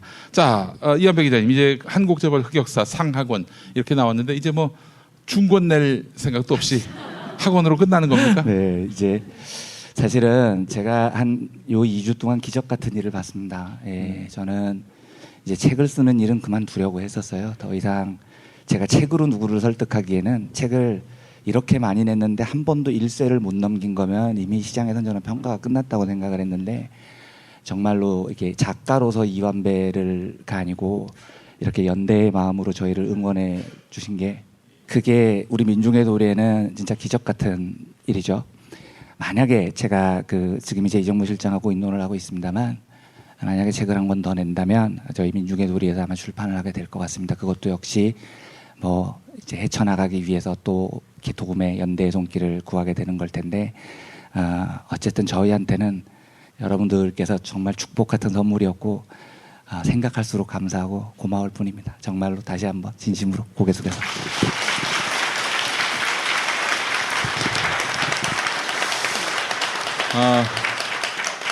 문재인 대통령이 이제 청와대가 주도해서 개헌안을 내놓았고요. 방송이 나가는 오늘 월요일 이제 발의한다고 하는데 뭐 정말 이것만큼 이상적인 헌법이 또 있겠나 하는 생각이 들 정도로 퍼펙트하다. 저는 이렇게 생각을 합니다. 진짜 보면 눈물 좀 나죠. 네. 대목 하나하나가 이렇게 쉬운 거를 왜 지금까지 안 하고 있었을까 하는 생각도 우리가 들고요. 이런 판타스틱한 헌법을 가질 수 있는 국민이 됐다. 이 점도 굉장히 큰 감흥이 되는 거고요. 자, 그런데 말이죠. 이제 앞으로 뭐 헌법뿐만 아니라 우리 온 국민이 다 행복할 수 있는 나라. 예전에 우리가 그런 시대를 그리워하긴 해요. 모두가 가난했을 때, 뭐 서로 차이가 없이 다 같이 비루했을 때는 그나마 어떤 인간 사는 맛도 있었고요, 잔정도 있었고. 그런데 뭐 사실 엄청나게 그 소득이 늘고 또 양극화가 되면서 가진 자들은 악마가 돼가고 없이 사는 사람들은 노예가 되고 이런 삶이었단 말이죠. 이후에 우리 정치 상황이나 여러 가지로 봤을 때 우리가 부유해지면서도 서로 격차를 느끼지 않고 행복하게 살 수 있는 그런 세상이 올 수 있을까요? 그럼요. 100% 확신합니다. 예, 분명히 옵니다. 이 싸움은 질 수가 없는 싸움입니다. 확률의 싸움입니다. 역사는 언제나 조금 더뎌 보이지만 진보해 왔고요. 후퇴해 보이지만 앞으로 나아왔습니다. 우리는 많은 석학들이 지금 내는 책들을 보면 지금 같은 자본주의는 유지될 수 없다. 협동과 공동체, 더욱더 주고받는 삶 속에서 풍요롭게 서로를 나눌 수 있는 세상을 꿈꾸는데 그 맨 끝에 모든 석학들이 다 이렇게 얘기를 합니다. 이렇게 사는 방법 외에 대안이 있냐? 유일한 길입니다. 꼭 될 거라고 믿습니다. 재작년에 일어났던 촛불 집회 덕분에 우리가 세계에서 그 일을 제일 빠르게 할 수 있습니다. 저는 확신합니다. 예. 네. 그런 믿음을 같이 갖는 것도 굉장히 중요하지만은 시민이 할 수 있는 일은 무엇이고 또 국가와 공공이 할 수 있는 일은 무엇인지 재벌한테는 기대 안 하고요. 예. 무엇이 있을까요? 제일 중요한 건 그러니까 우리가 좀 장기적으로 이 시스템을 만들려고 할 때는 제가 아까 말씀드렸듯이 지금은 국가가 파워풀한 게 필요한 것 같아요. 너무나 싸워야 될 게 많으니까요. 그런데 국가에 그런 강력한 권력을 준 다음에 만약에 대통령이 박근혜 되면 다시 백도죠. 저는 시장을 제어하는 힘이 국가에 있는 게 아니라 시민에게 있어야 된다고 믿습니다. 그래서 제가 꿈꾸는 세상은 수만 개의 시민 조직이 별빛처럼 이 나라를 지배하는 겁니다. 별빛처럼. 예, 그러니까 김대중 대통령도 그렇고 노무현 전 대통령도 그렇고 문재인 대통령도 그렇고 이걸 알고 계세요. 끊임없이 그래서 지방 분권을 이야기를 하는 겁니다. 그래서 그 점진적인 권력들이 막강한 중앙 정부에 있는 게 아니라 우리한테 있는 거죠. 무슨 일을 부탁드리고 싶냐면 많은 모임을 가지십시오. 모임을 가지고 더 진보적이기 위해서 얼굴을 보고 서로 토론하고 가장 주변에서 할 수 있는 것들부터 찾아보고 이런 수만 개의 시민 조직이 별빛같이 이 나라를 지배하게 되면 절대로 다시는 우리는 암흑의 시대로 돌아오지 않을 거라고 믿습니다. 지역마다 동네마다 이렇게 강력한 조직들이 하나둘씩 생기게 되면은 이 조직이 또 하나의 어떤 그 강력한 권력 나라를 이끄는 세포 같은 게 되는 겁니다. 그렇죠. 혼자 있지 마시고요. 예. 서로 얼굴 보시고 토론하고 더 나은 세상을 꿈꾸는 것만으로도 저는 시민 여러분들의 임무가 다 된 거라고 생각합니다. 저도 사실 나는 꼼수다 하고 2012년 대선에서 지고 난 다음에 만약에 우리 나는 꼼수다를 지지했던 분들 이런 분들이 없었다면은 어떻게 살았을까 그런 생각이 들더라고요. 그때는 뭐 조직화된 그런 모임은 아니었지만 같은 생각을 가진 사람들, 물론 조직화된 곳이 있다면 우리 벙커원 교회 같은 이런 모임도 있겠죠. 이런 모임이 없었다면은 이거 어떻게 이 세월을 견딜 수 있었을까 하는 그런 느낌도 들고요. 그러니까 우리 작은 동네마다 지역마다 그리고 또 어떤 그룹마다 이렇게 공동체를 많이 작게나마 그 수가 많지 않더라도 탄탄하게 구성하고 뿌리를 내린다면은 어떤 세상, 어떤 권력자가 오더라도 우리는 능히 이길 힘이 있는 것이고 결국 이 세포들이 함께 더불어 행복한 세상을 만들 수 있는 그런 동력이 될 것이다라는 말씀. 예, 그런 말씀으로 저는 받아들였고 국가가 할 일은 뭐가 있을까요? 국가나 공공이 할 일. 민의를 잘 받들어야죠. 민의를 잘 받들어야죠. 제가 정치하시는 분들 만나보면 그런 이야기도 한번 드렸지만 저는 그래서 비자발적인 정치인이 좋거든요. 그러니까 떠밀려서 정치하시는 분들을 좋아해요. 내가 꼭 해야 돼 이러면 조금 저는 불편해요. 그건 민중들을 바라보는 정치가 아니라 뭔가 자기 권력을 지향하는 정치인들 같은 느낌이 들어요. 그래서 정치인들은 정말로 한시도 게으르지 않고 민의를 받들어야 됩니다. 쇼맨십이 아니고요. 예. 받아들이는 척하는 게 아니고요. 정말로 시민들의 마음을 읽고 노력을 해야 됩니다. 그것부터 우선 제일 먼저 돼야죠. 누가 좋은 정치인인가 이런 고민을 할 필요가 없을 정도로 우리 시민들의 정치의식이 높아졌어요. 딱 보면 나오지 않습니까?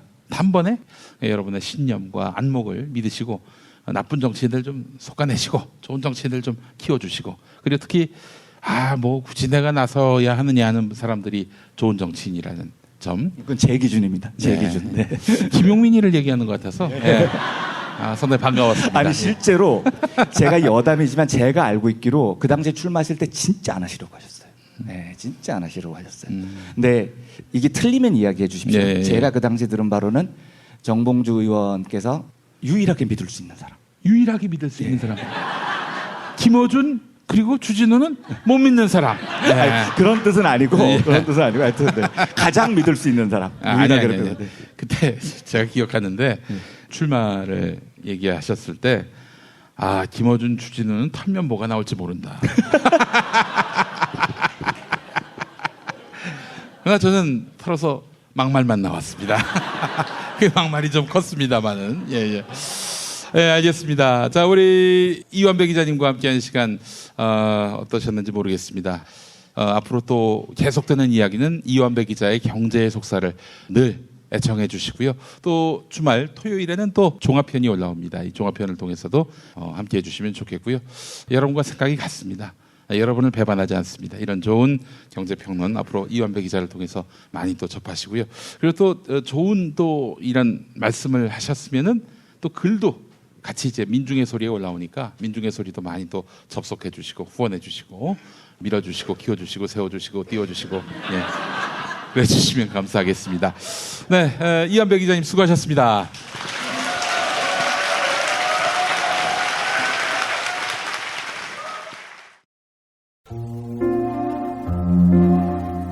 부모님의 생신 또는 기념일에 아주 특별한 선물을 준비하고 계십니까? 부모님의 소중한 일생을 되돌아볼 수 있는 기억의 책을 선물해보세요. 부모님의 어린 시절부터 젊은 시절 그리고 노년에 이르기까지 그 누구보다 치열하게 살아온 삶의 여정을 한눈에 모아볼 수 있도록 최고 100장까지 들어가는 사진첩과 더불어 기자들이 직접 인터뷰를 통해 작성하는 생애사까지 더해져 오직 부모님만을 주인공으로 하는 세상에 다시 없을 고품격 기억의 책을 10년 노하우로 특별 제작해드립니다. 200페이지 분량 12권에 2부까지 함께 드리는 구성으로 440만 원에 모십니다. 한평생 가족을 위해, 자녀를 위해 헌신해 오신 부모님. 아주 오래 기억에 남을 뜻깊은 선물. 지금 신청해 보시죠. 평범한 사람들의 아주 특별한 기록. 기억의 책 만민보. 문의전화 1877-1419 1877-1419 민중의 소리.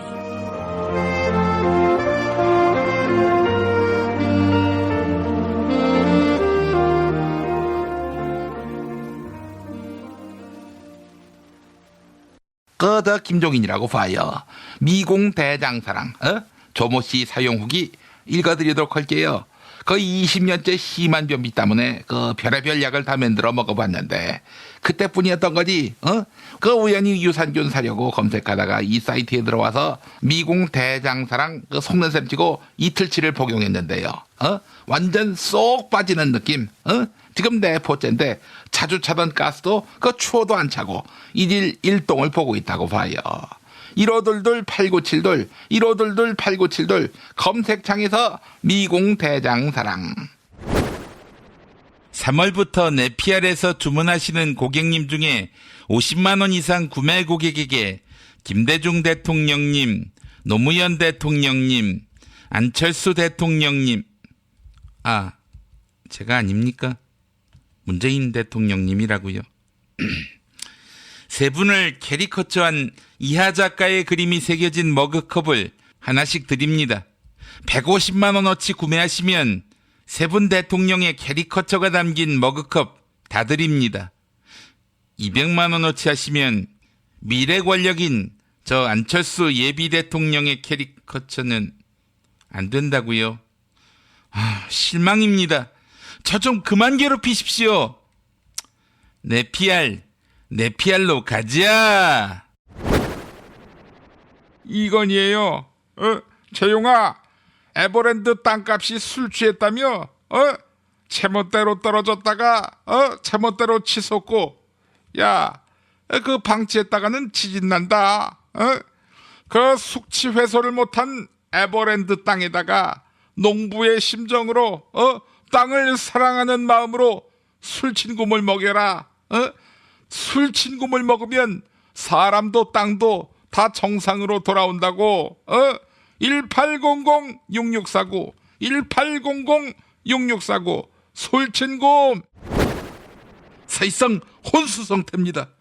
비타샵 그린 스무디 사용 후기를 보니까 윤모씨 사연이 사실상 올라왔습니다.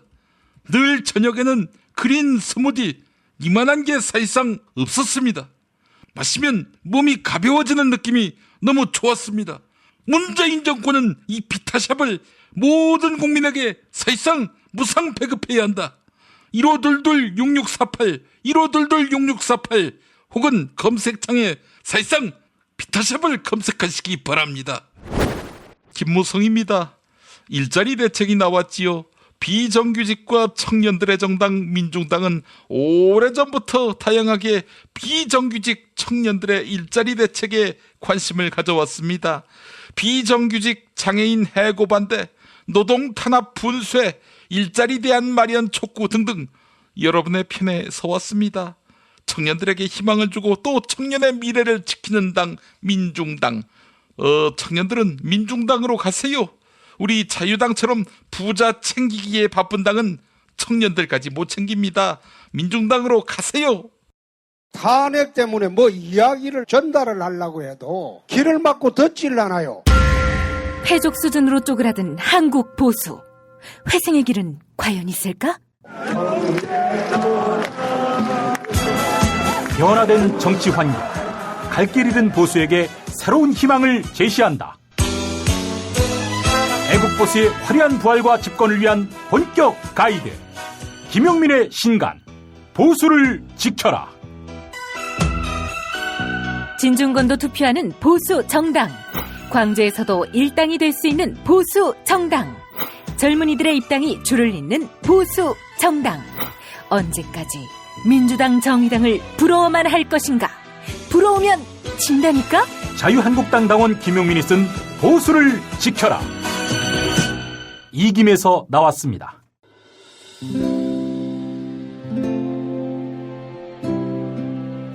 우리가 목사님은 우리 남북 관계에 있어서도 큰 정기를 마련해 주셨습니다. 늦봄 문익환 목사 탄생 100주년. 민주화와 통일운동을 위해 11년 4개월간 옥고를 마다하지 않은 행동하는 양심. 오늘 우리가 누리고 있는 이 민주주의 또 문익환 목사님 덕분이 아주 큽니다. 그가 24년 동안 살았던 서울 강북구 인수복로 통일의 집이 6월 1일 문익환 통일의 집 박물관으로 거듭납니다. 사람들이 이렇게 항상 북적북적 이렇게 했던 공간이라 아버지한테만 아니라 우리 모두들한테 굉장히 큰 의미가 있는 통일의 역사를 기억하며 통일의 길을 모색하는 문익환 통일의 집 박물관 기념사업 추진위원으로 함께해 주시겠습니까? 이건 단지 어떤 유가족들의 유산이 아니라 우리 시대가 가지고 있는 유산이기 때문에 자세한 안내는 포털 사이트에서 문익환 통일의 집을 입력해 주세요.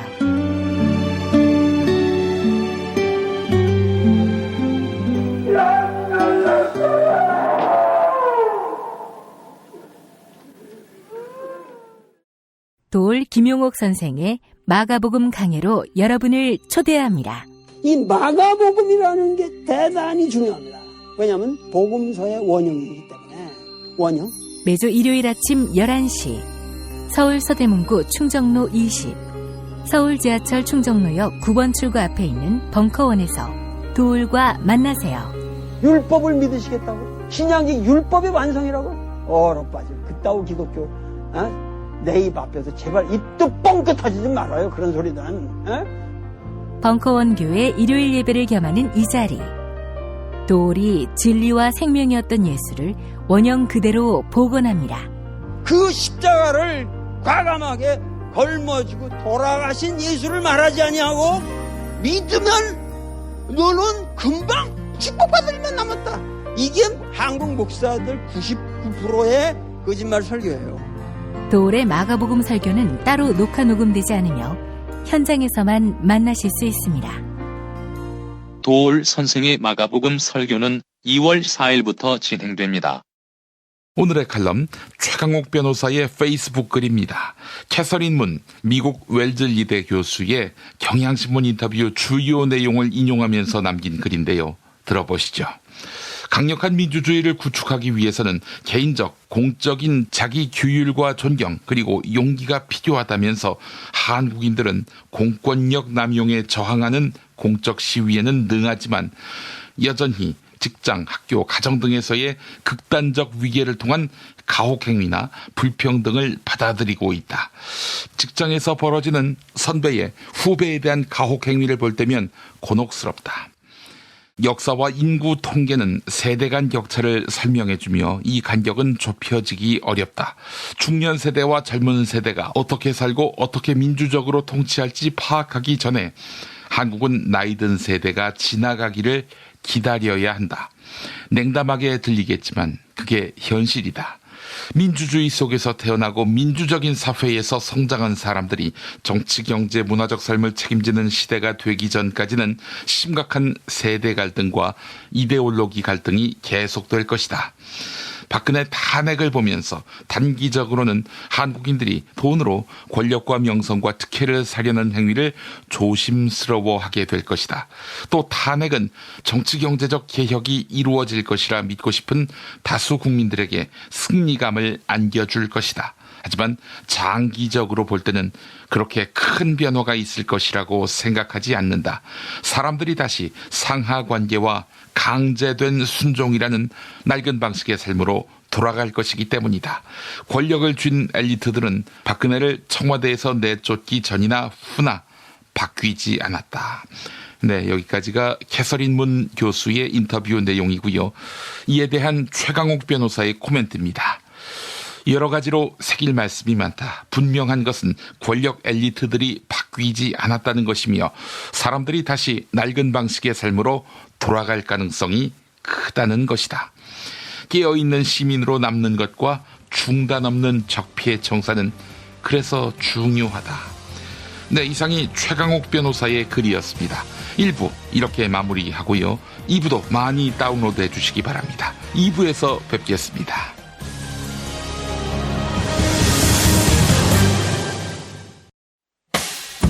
김용민 브리핑과 함께한 시간 어떠셨어요?